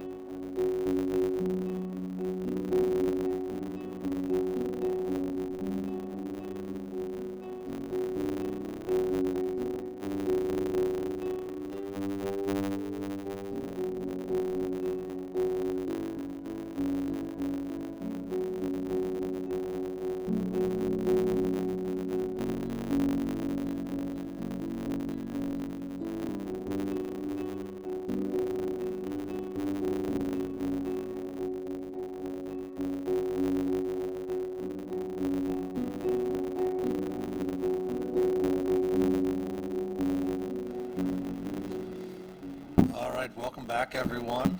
Still waiting for our barbarian to return. They'll be back here shortly. Hope everyone had a wonderful weekend.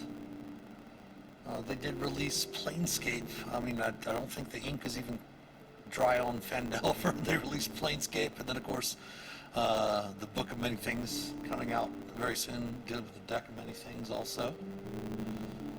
Did that go live Tuesday, maybe? Or I'm not sure. It might be November when that comes out. I think that's November. Yeah, I think it was like Fandelver in September, Planescape. Planescape looks amazing. Oh, Planescape looks so awesome. I'm going to step over and we're going to pull out we're going to look for a party token we'll pull this out for the party. We'll use that on the next map we're getting ready to go to.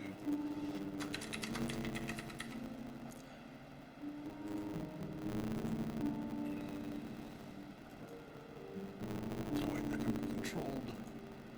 Well, players, there we go. You all can move that party token around, correct?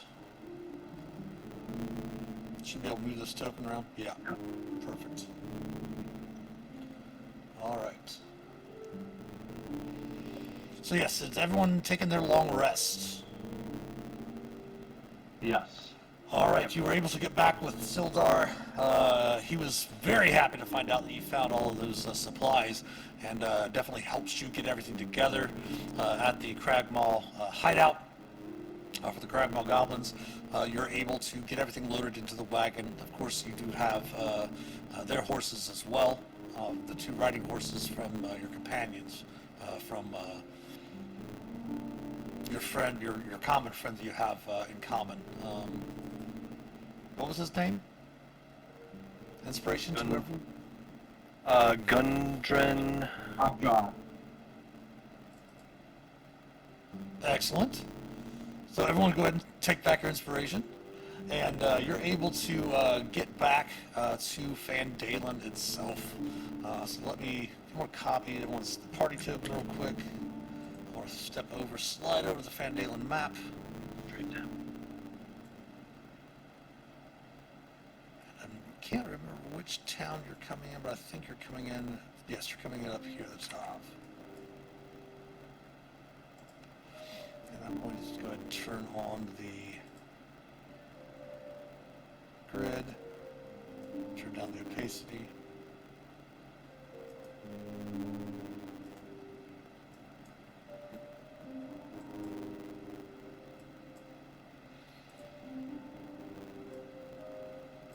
It's our wonderful map of Fandalen. Coming from the Tribord Trail, of course. Can everyone see the map now? Yes. Yes. Excellent. The rutted track emerges from a wooded hillside, and you catch your first glimpse of Fandalen. The town consists of 40 or 50 simple log buildings, some built on old fieldstone foundations, more old ruins, crumbling stone walls covered in ivy and briars surround the newer houses and shops, showing how this must have been a much larger town in centuries past. Most of the newer buildings are set on the sides of the cart track, which widens into a muddy main street. As it climbs down, and we just lost we lost Design Lizard, Hannibal. We'll give a few seconds for him to pop back in. Yep. Yeah, I did have it set up now because I'm using my actual camera instead of our Discord streams, so. And everyone will be, Hannibal and Felix will be back to normal once we get Design Lizard's camera back in.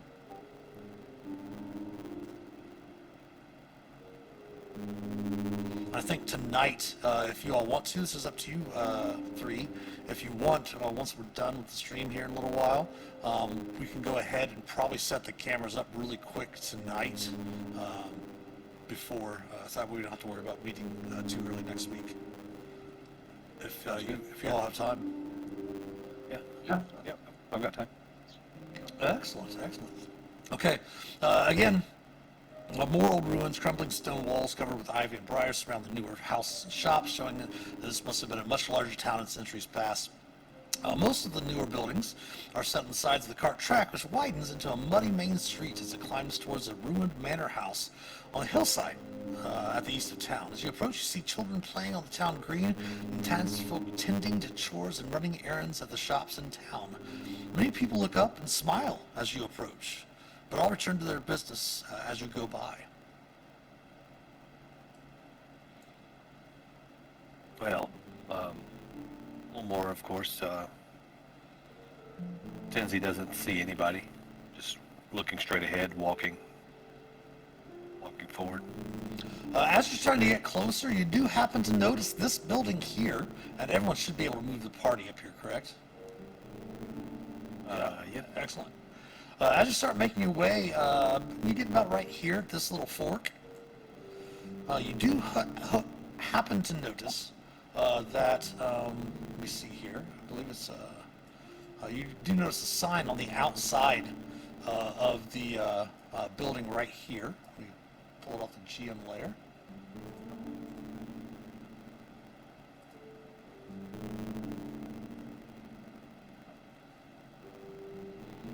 It does have a sign out front of it, in front of it that says Barthen's Provisions. Provisions. Is the building sided? Is it all together? Or is it separate? Yes, that's one structure with Okay. different parts to it. Yes.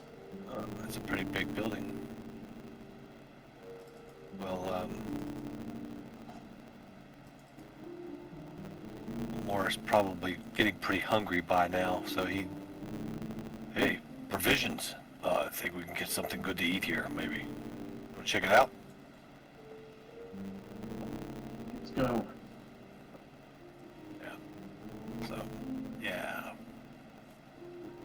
He just starts walking right up to the front door, right in, looking for pickled sausages. As you head up, you do notice that it's a fairly large trading post.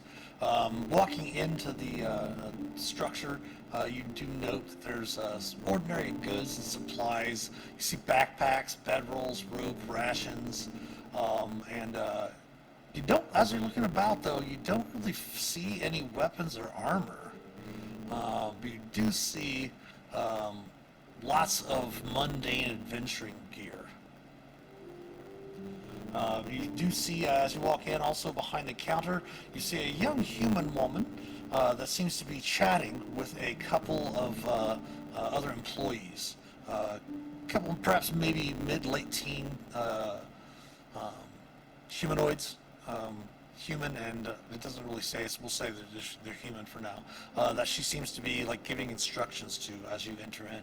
And as you do, of course you hear the familiar bell that's attached to the door, and you see the woman look up. She's like, "Ah, yes, welcome to Barthen's Provisions. I'm Elmina Barthen. What can we do for you today?"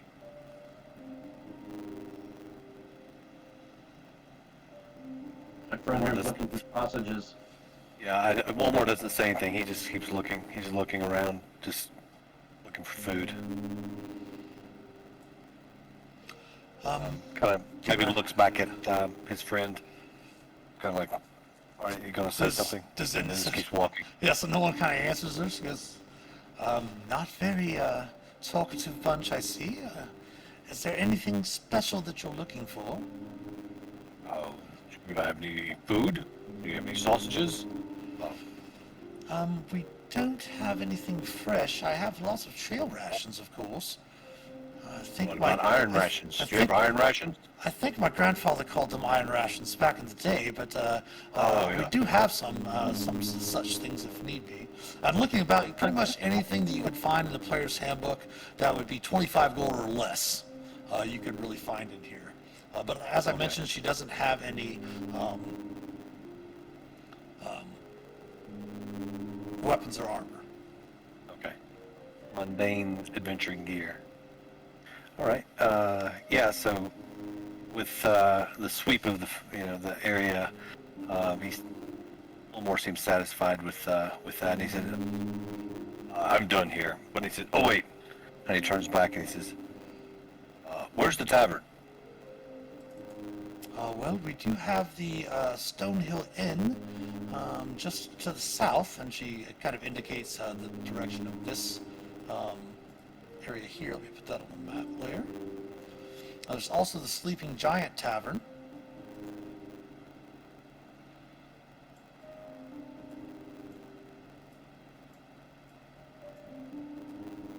Those are places you might be able to go. Most likely, you'd be able to get your drink at the tavern would be the Sleeping Giant, whereas the Stonehill Inn is more of an inn. But I think it has a common room. Let me double check here real quick.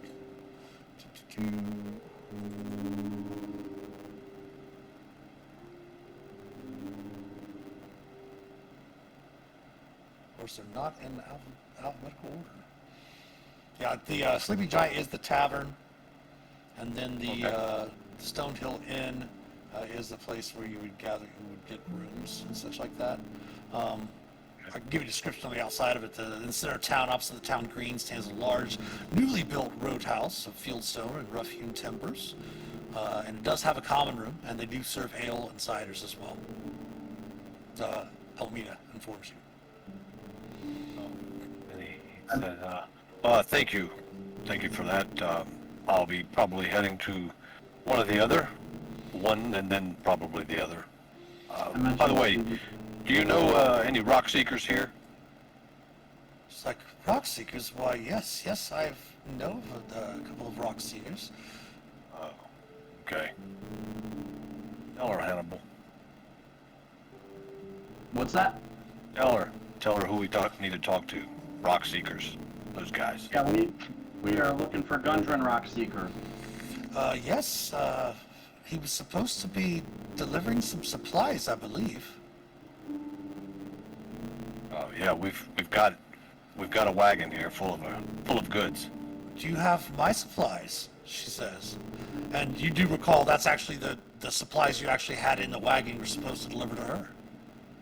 Right. I think we do. Where are we? Oh, that's it. Yeah, I think we do. We should unload this wagon here. Yeah. Sounds good. Thank you for the follow tip, Elf. Appreciate it very much. Very well.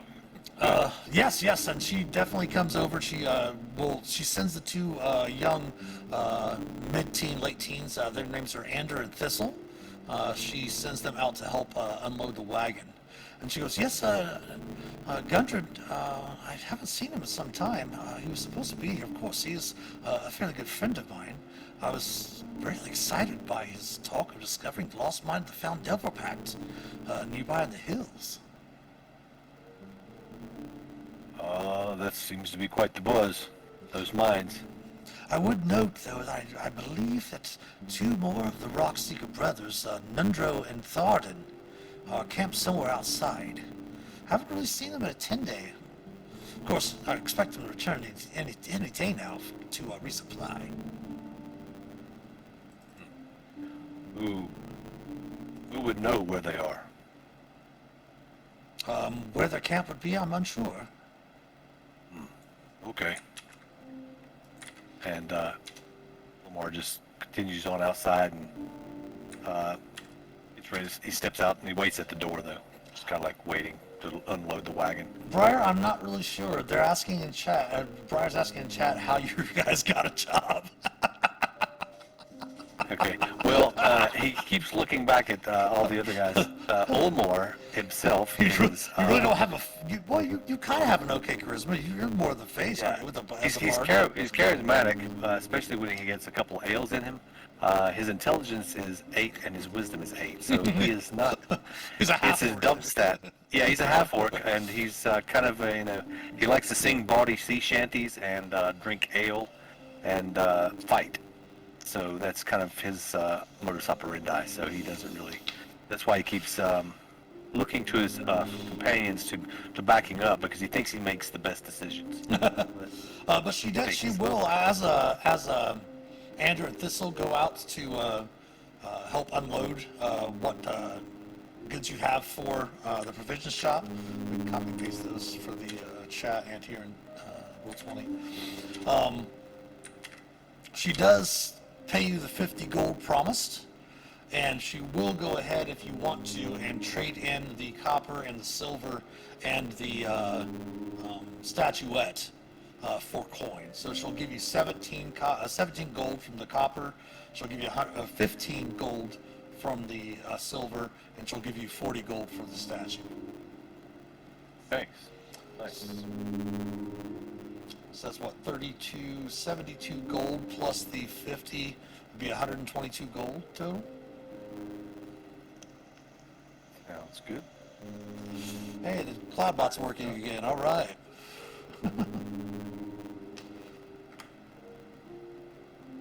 All at once.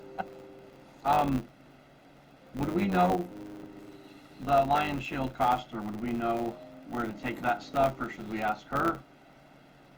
You've never, I don't believe any of you are actually from Van Dalen, right? You're just, this is one of your, each one of you had a different, purpose for going, as well as your friend in common, Right. Gundren. But you've not been here before. Know where that is. Yeah, Oh, Elmore yes. was from Neverwinter. She says, "Oh yes, yes, of course. The Lion Shield Coaster is just on the other side of the, just south of the town green." I'll put that on your map as well. Yeah, we got all of those crates. Everything that we could was marked. Ah, Out well, of character. Are we able to show chat the map? Because it's beautiful. oh yeah, sure. It is a Mike Schley. Don't mind the combat music. I'm sure we'll find a fight in town with Ulmer. As a matter of fact, when you're asking about, she does mention to you. She says, be careful about town, however. There's a group known as the Red Brands, bandit types, making it fairly hard on everyone here in town, kind of shaking down local businesses and flouting the town master's authority. So if you are indeed looking for something to drink, as she looks over to you, Ulmer, she says, I do know that the Red Bands do frequent the Sleeping Giant Tap House. Uh-oh, you just rang a bell, lady. Elmore grins, and his little tooth kind of pops up over his lip. Oh, but if you want to divvy up the coin amongst yourselves, you can go ahead and do so. That way if you need to purchase Yeah. anything or anything like that. So 40 gold pieces each. Well, don't forget, you've got Shale Ren with you. Shell Wren, never mind. We'll divide that by. Can't forget her. So 30.5 or Yep, 30 gold and 5 silver, right? 30 gold, 5 silver. All right, sounds good. I want to short exchange her. And yes, for those watching, I do not use Electrum pieces. We don't use 50-cent pieces very much in America anymore, so I see no reason to use 50-cent pieces in Noted. in D&D.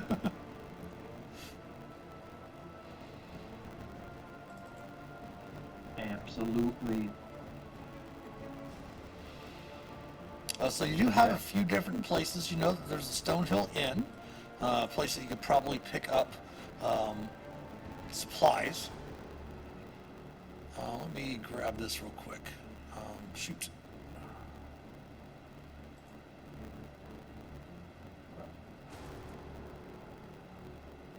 I look at Felix and say, what do you think? Should we let Ulmer go get his fight on over at the Sleeping Giant, or should we get rid of this Lion Shield crap Yeah. first? Sildar actually does suggest that it would probably be a good idea to head to the Lion Shield coaster first, and then it probably would be a good end to at least find lodgings at the inn. A good idea is to find lodgings at the inn before heading out and continue on anywhere else. All right. Okay, Yeah, so let's unload let's go that. to the line. Let's go to the coster.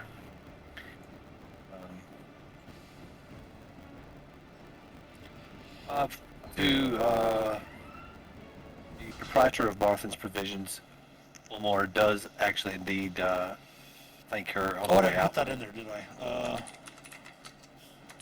He thanks her. I think you mentioned her name. Yes, Yeah, there we go. Elmina. Yeah, you said Elmina, but I forgot what it was. Yeah, he thanks Elmina on the way out. He's not, a total ass. He's just a little bit crude. He's a little crude. Yeah, a little uncivilized. Yeah. He's barbarian, So right? Yeah. Yeah. But he likes to sing. He's got a few instruments too, so She he's does on the mention. charismatic side. She does mention that the provisions is open from sun up to sundown. And she does live nearby. If you need any help or anything like that, she's very happy to see some adventurers coming through Fandalen. It's very nice to see, and she does again thank you for your delivery.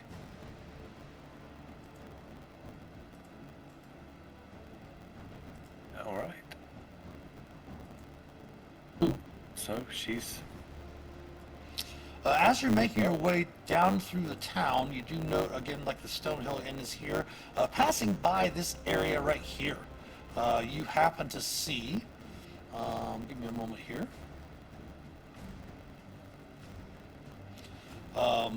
It's not really necessarily even a temple.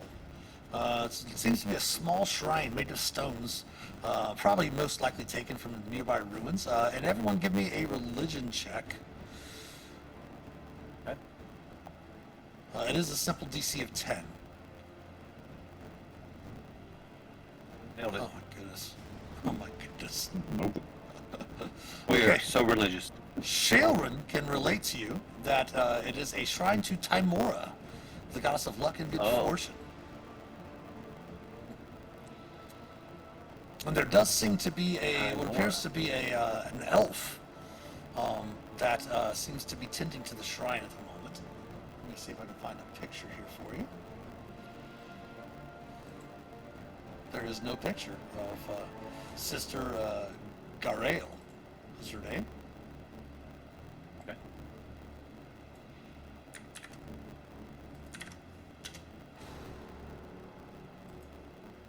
Gariel? Her name is Gariel. Ariel? Yes. Ariel? Okay. As you approach, she's hail and well met, adventurers. Greetings, sister. How are you? Wonderful. Blessings of Timor to you. And Blessings also to you.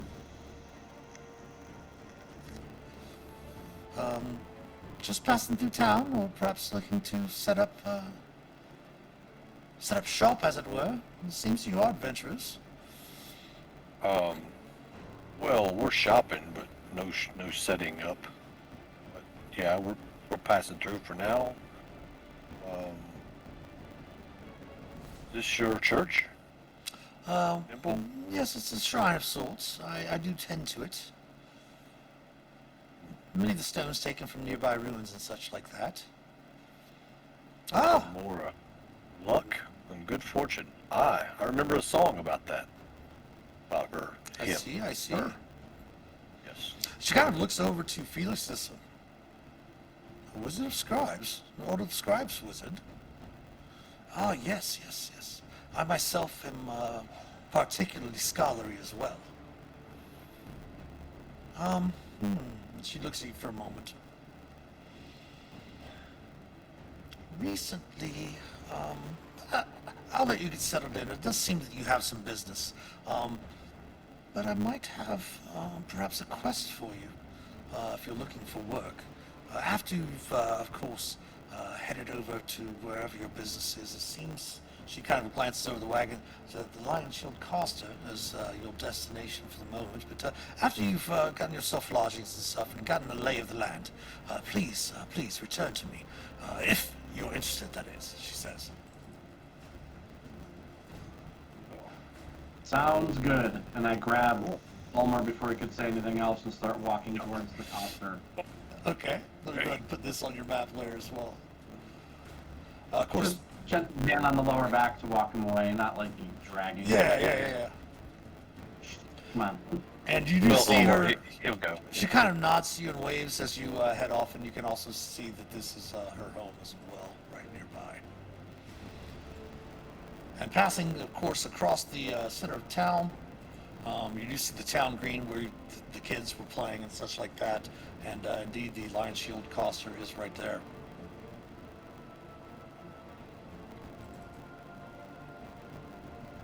How do we want to play this? I asked the party before we walk in. Straight? Let's just tell them we've got their stuff. You do see that there's a wooden sign shaped Um, like a shield above the door and painted with a big blue lion that hangs above the door of the trading post. Killed the bugbear, and here's your shit. That's Do we get a reward? Yeah. killed the goblins and the bugbear. Got their stuff. Yeah, that's a good We'll plan. the process if it's worth your coin. That too. Yeah. Show them where they stabbed you. Can't. It's packed full of grease. I look down at the wizard.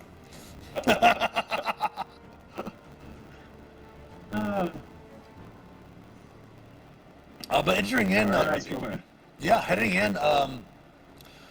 Now that you've made it to Fandalen, sorry, and you do know about the Lion Show cost, or you do remember kind of, since some of you are from the area, that the Lion Shields is a merchant company based out of the city of Yartar, about 100 miles to the east, and they ship finished goods to Fandalen and other small settlements throughout the region.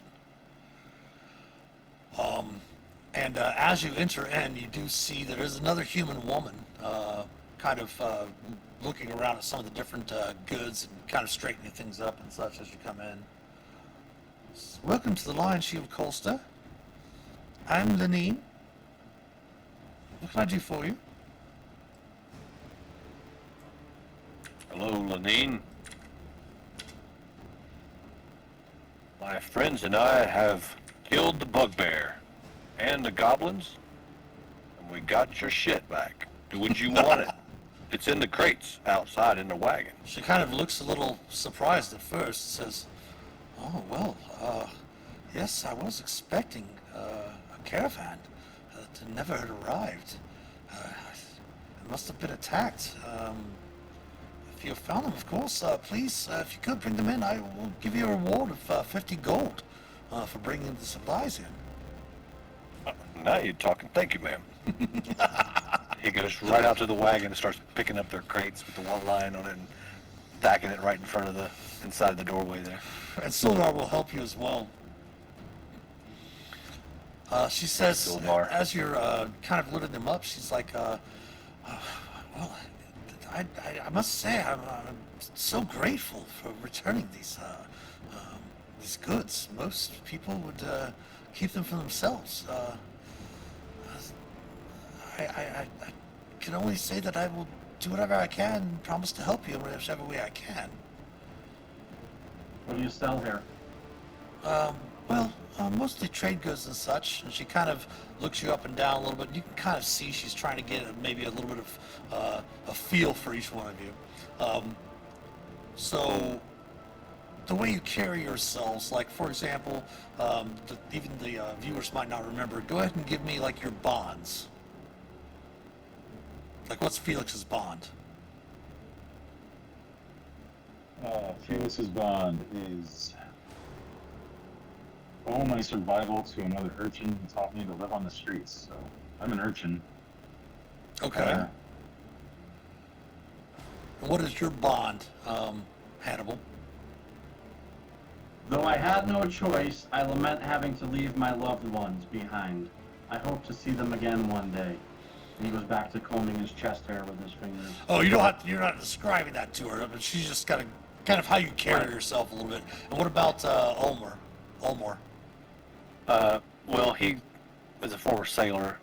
She might, she wouldn't know that, but he's loyal to his captain first, and everything else second. So at the moment, his captain, so to speak, would be Gundred, who is he is his friend, and he's looking up to him. Okay. So that would be Okay. his. And Shailran's bond is she does everything she does is for the common people. And her ideal, is everyone's ideal something fairly good? Like, what's your alignments as well? Again. Well, Olmar is counting neutral. Okay. But his ideal is his respect. Okay. Good thing that it keeps the ship together is a mutual respect between captain and crew, which is a good trait, a good side. Okay. And what about Hannibal and Felix? Lawful neutral. I wander around trying to make things better, trying to make up for shit I've done earlier in life. Okay. Felix is neutral good, and he believes in community. We have to take care of of each other because no one else is going to. Okay, okay. And Sheldon is neutral good as well. So she kind of like, you can see her kind of sizing you all up. She says, well, she kind of looks around. You see her go up to the front and lock the door and says, come back here, come back here. And she takes you into a back room. She says, now look, as I mentioned, I can do whatever I can to help you out. A lot of people don't know it, as I really don't, I worry about Fandalen's safety. But I do have a supply of armor and weapons, all of which, of course, are for sale. I would warn, though, that the red brands around town are causing some trouble. They do have the weight of the town's leader behind them. They're nothing more than ruffians and brigands, but they act somewhat of a town guard. So I would advise you to avoid trouble and avoid the Sleeping Giant's tap house. If you say that, Omar hangs his head and he says, okay. Now you're the growling one. But if you haven't found provisions or found lodgings yet, the Stone Hill is a great place to look for some lodgings, and I'm sure the tap room near the common room, that's where the majority of the townsfolk of Fandaden spend their time when not at home or running errands or working, or tending their fields and their flocks. The Sleeping Giant's more of a watering hole, very a lot of locals don't really hang out there as much since the Red Brands have come to town. You might be able to get more information, perhaps maybe hear some news of the town at the Stonehill Inn. I asked her, the Red Brands have the blessing of who? Who's in charge here? The town master, Where could we find him? and I'm getting that information for you right now. Gotcha, sorry. No worries, no worries.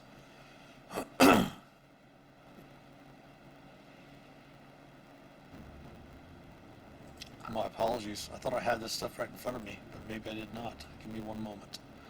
No worries. Yep, all good.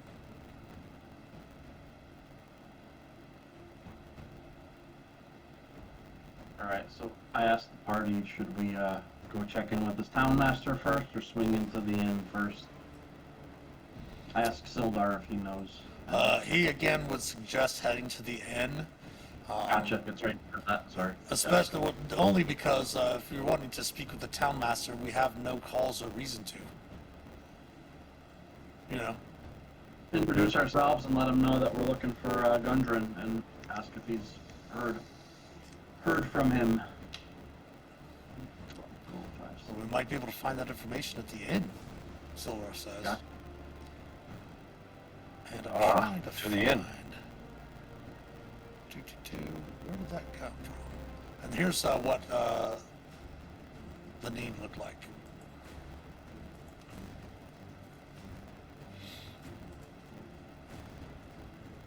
Did everyone get that? Yep. Got it. Show that to our viewers as well, since we're still on the same page. She's wearing the lion pin that looks like on her vest. Yeah. I have a...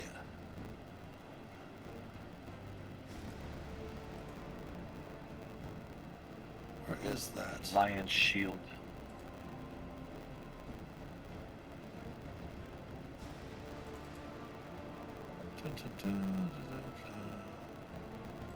While you're looking, I just want to reiterate, it's cool that the goblin part is so diverse. Cool to have multiple goblins in that last fight. Looking good. Oh, and the town master is Harbin Wester. Harbin Wester. Yeah. put that into your chat.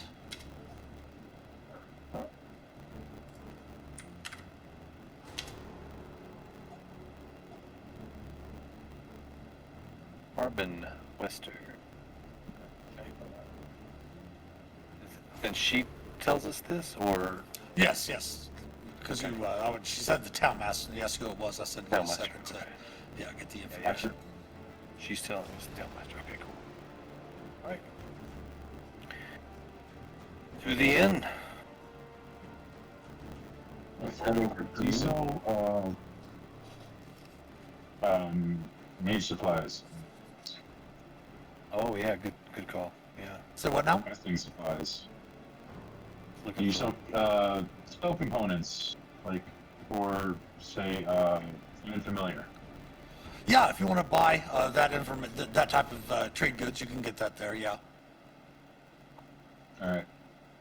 And she mentioned weapons and armor and stuff.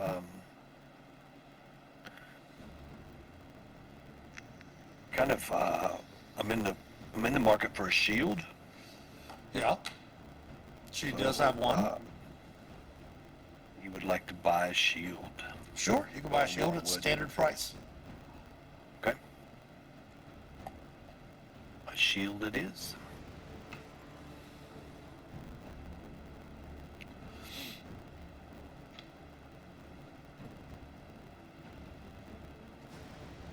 Anyone else wish to purchase something besides the spell components for Find Familiar and the shield?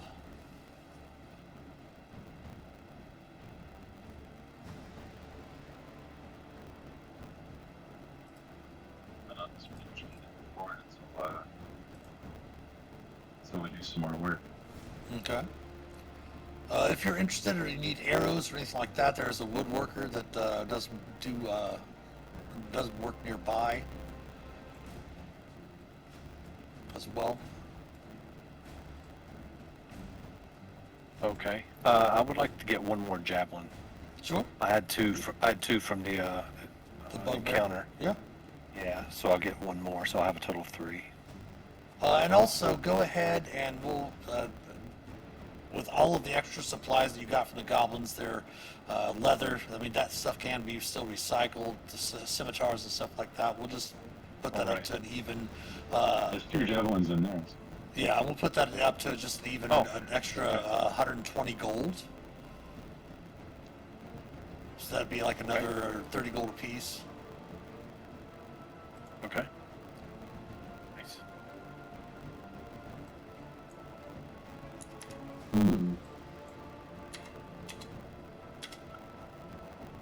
Okay, sounds good.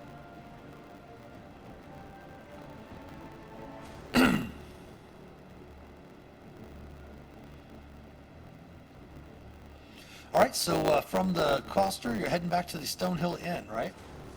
Yes. All right. Yeah. As mentioned, the large newly built roadhouse of fieldstone and rough-hewn timbers. As you enter in, you see the common room is filled with locals nursing mugs of ale or cider, and all of them kind of eyeing you with curiosity as you enter into the inn itself. And you do note that there is a bar. Of course, the common room filled with long tables and chairs and benches here and there. Behind, off to the side, there is a counter that does seem to have a bell on it and a couple of what appear to be message boxes behind it. That's just as you enter in. You can see the common room off in front of you. And then there's a young human man standing behind the counter. Yes? Hello, Seeking food and drink, or would you like some lodgings for the evening? Both. Yes. Both. I would like food, drink, and a lodge. Yes. Well, we do have five of the 6 rooms that we have here are free at the moment. They're free. Great news. No, I mean they are vacant, I should say. And he kind of chuckles a little bit. A little bit of That a would be quite the deal. little bit of Tribor accent in his common.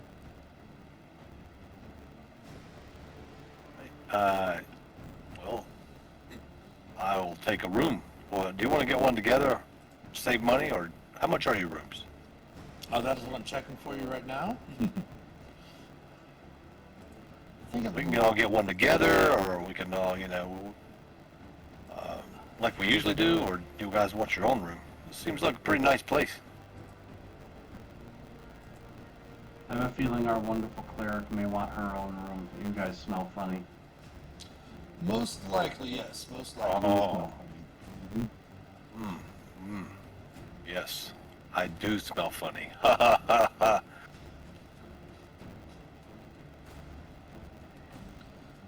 So that would be standard cost of your inn. Do.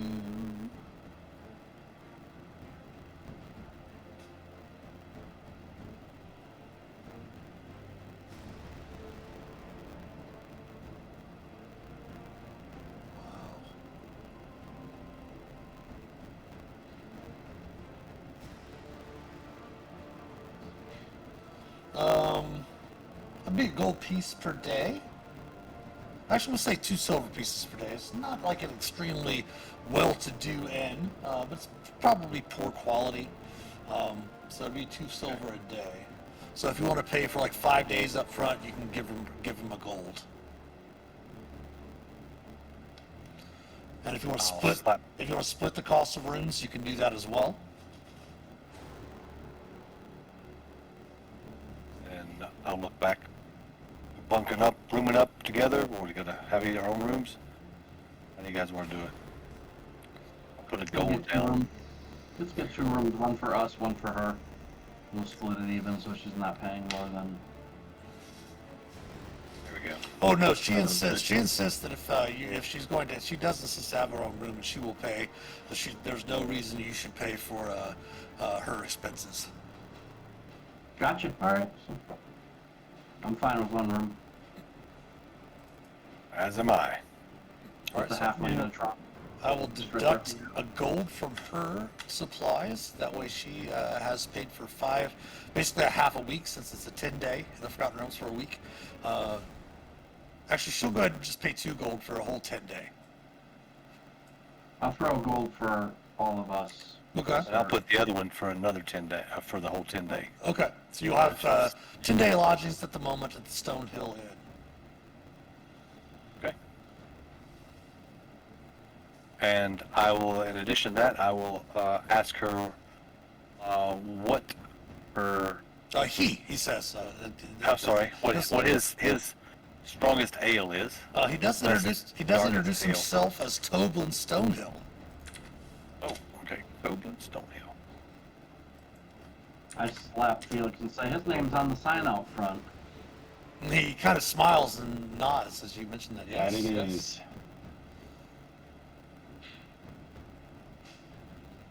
Well, this guy's really important.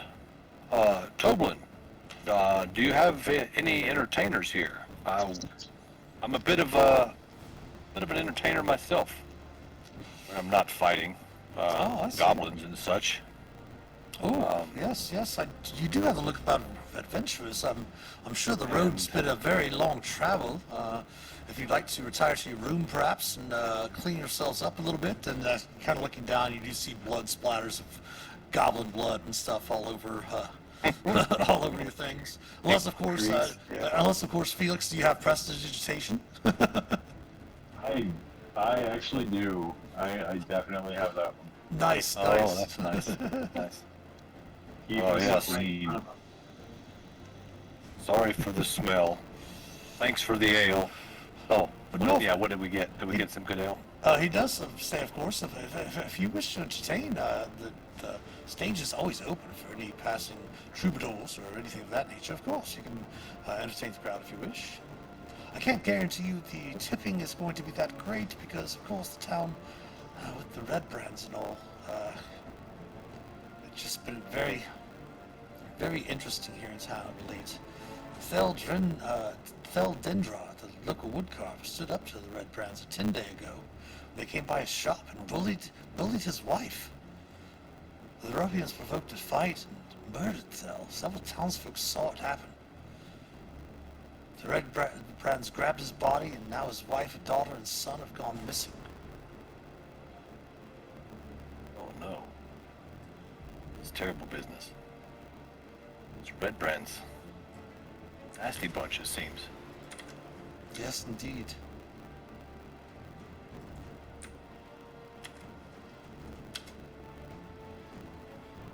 But yes, I went ahead and typed it there in chat for you. Okay, sorry.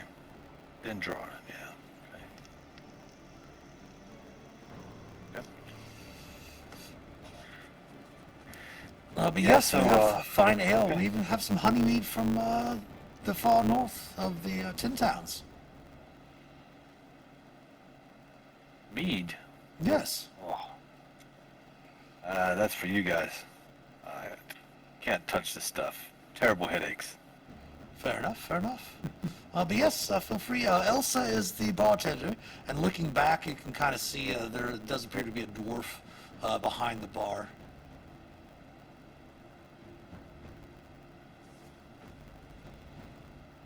Dwarf to dwarf, I ask her what she recommends, and I order a glass or a jug of whatever. As you walk into the bar, you do see there's a number of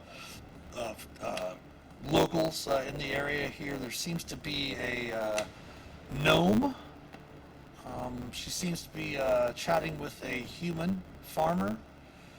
You see a younger boy kind of sitting up near the right inside the common room, kind of, maybe perhaps serving like a page or something like that to help maybe send messages around town. You happen to notice that they're, just from the looks of their hands themselves, it's probably a miner of some sort in there as also.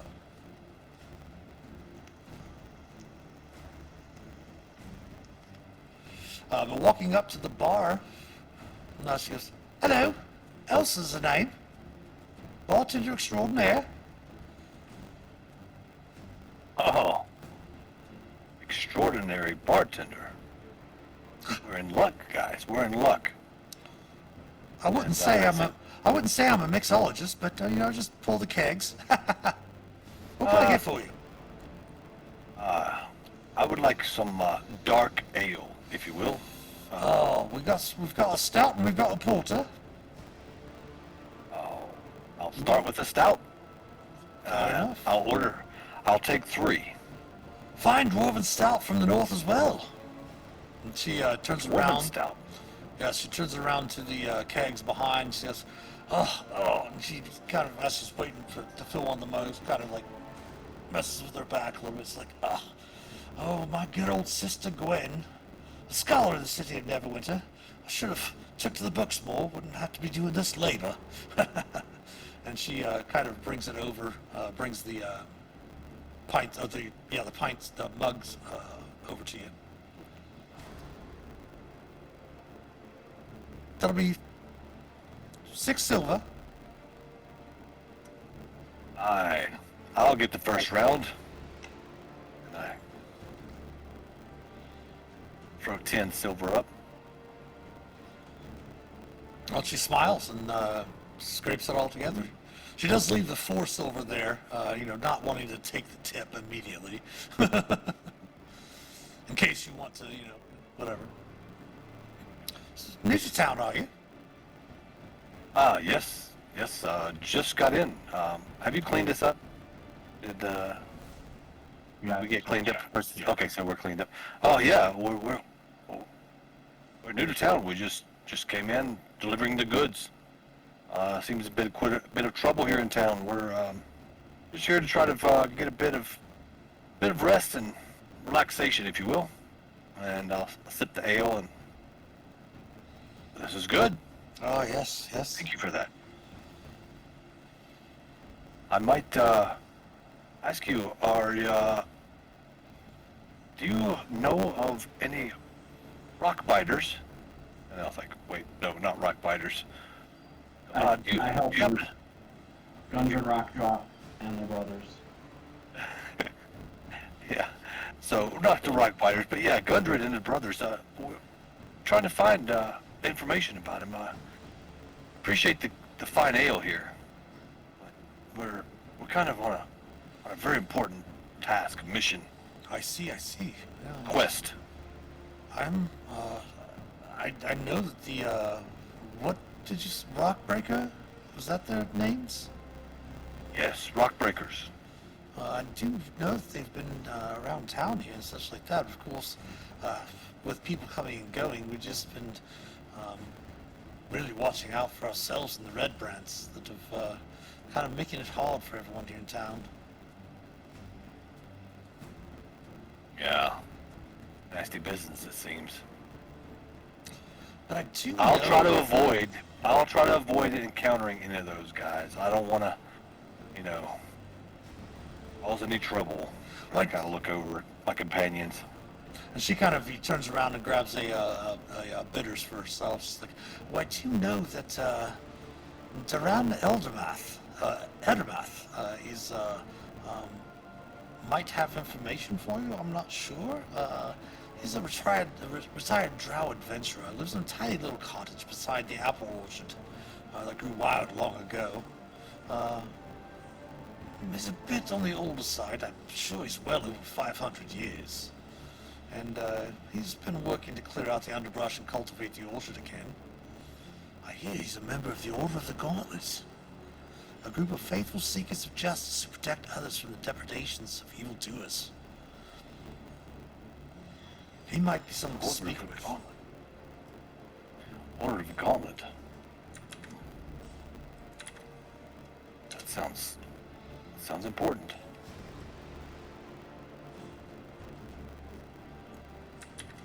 But maybe we should go see this guy soon.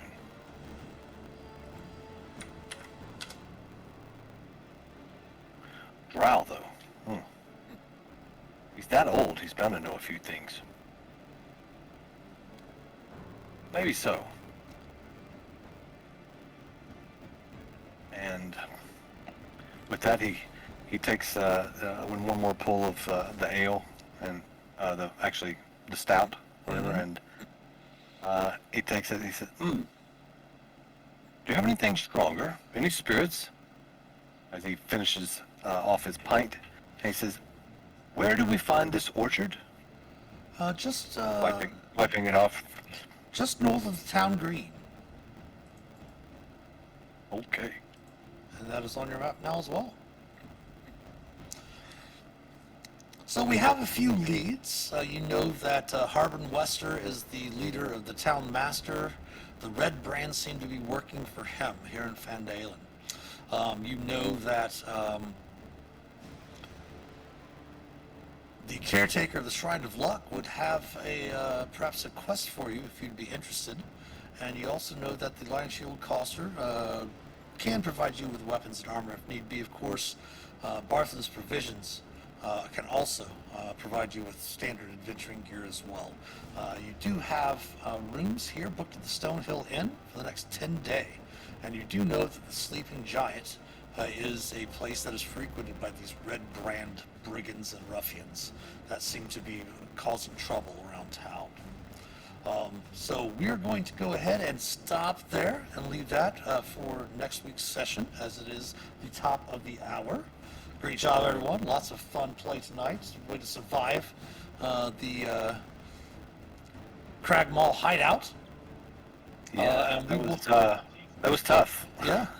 And we will go ahead and pick back up next Sunday evening, same time, 7 p.m. Eastern, for episode 3 of Fandalen Below the Shattered Obelisk. Of course, thank you all for playing with us. Thanks for everyone watching us tonight. We had a nice group of viewers come through. Of course, thanks to all our supporters, especially our patrons from Patreon. If you'd like to help support the channel, please consider becoming a patron or subbing here on Twitch, twitch.tv/themasterofdungeons. We love your Prime subs as well. We do have a Prime sub reminder and Prime loot reminder now up on our screen. If you screen over the stream, it'll pop up on your right-hand side of the screen. Of course, the link to our Patreon page as well as our YouTube channel and all of our social media accounts can be found in the About Us section below here on Twitch. And if you would subscribe to us on YouTube, it is free. We're getting close to 100 videos up there. It'd be really nice for us to get our number of subscribers up above the number of videos that we have up on our YouTube channel. Like and comment on the videos so that will get us into the algorithm and help more people see our videos when we post them. Follow us on Facebook, Instagram, Twitter, or X, whatever you want to call it. Give us some likes, retweets, all that good stuff. Every like and share helps us immensely. You can also support us by clicking on the About Us section below, and then join the Master of Dungeons community Discord server by clicking on the Discord panel, where you can help shape an accepting, caring, and inclusive Dungeons & Dragons community. Our merch store is available also. It is open. We did have our fine cup, our pint glass, if you want to show that up again for us, Design Lizard. We have some coffee mugs as well, right-handed and left-handed coffee mugs. Some t-shirts, some ball caps, a hoodie as well that you can get there. The merch store will definitely, purchasing things at the merch store will definitely help out the channel. We will be back tomorrow night for our only we stream D&D related stuff 5 out of 7 days of the week. We do Monday evenings, we do play a non-D&D game. We do our Around the Campfire stream. That will be tomorrow night, 8 p.m. Eastern time, from 8 p.m. to 11. And of course, thanks for watching. Have a great, wonderful rest of your evening. Have a great week. We'll hope to see you in the chat for some of the other streams. Of course, if you join the Discord server, please introduce yourself and chat there in our Discord server. Does anyone else have anything they want to add before we sign off for the night? Just that it was fun. It was Alright. good. It was good to be into this. This is so fun so far. Yeah, and excellent. And I'm going to try to find someone to play Shailrin.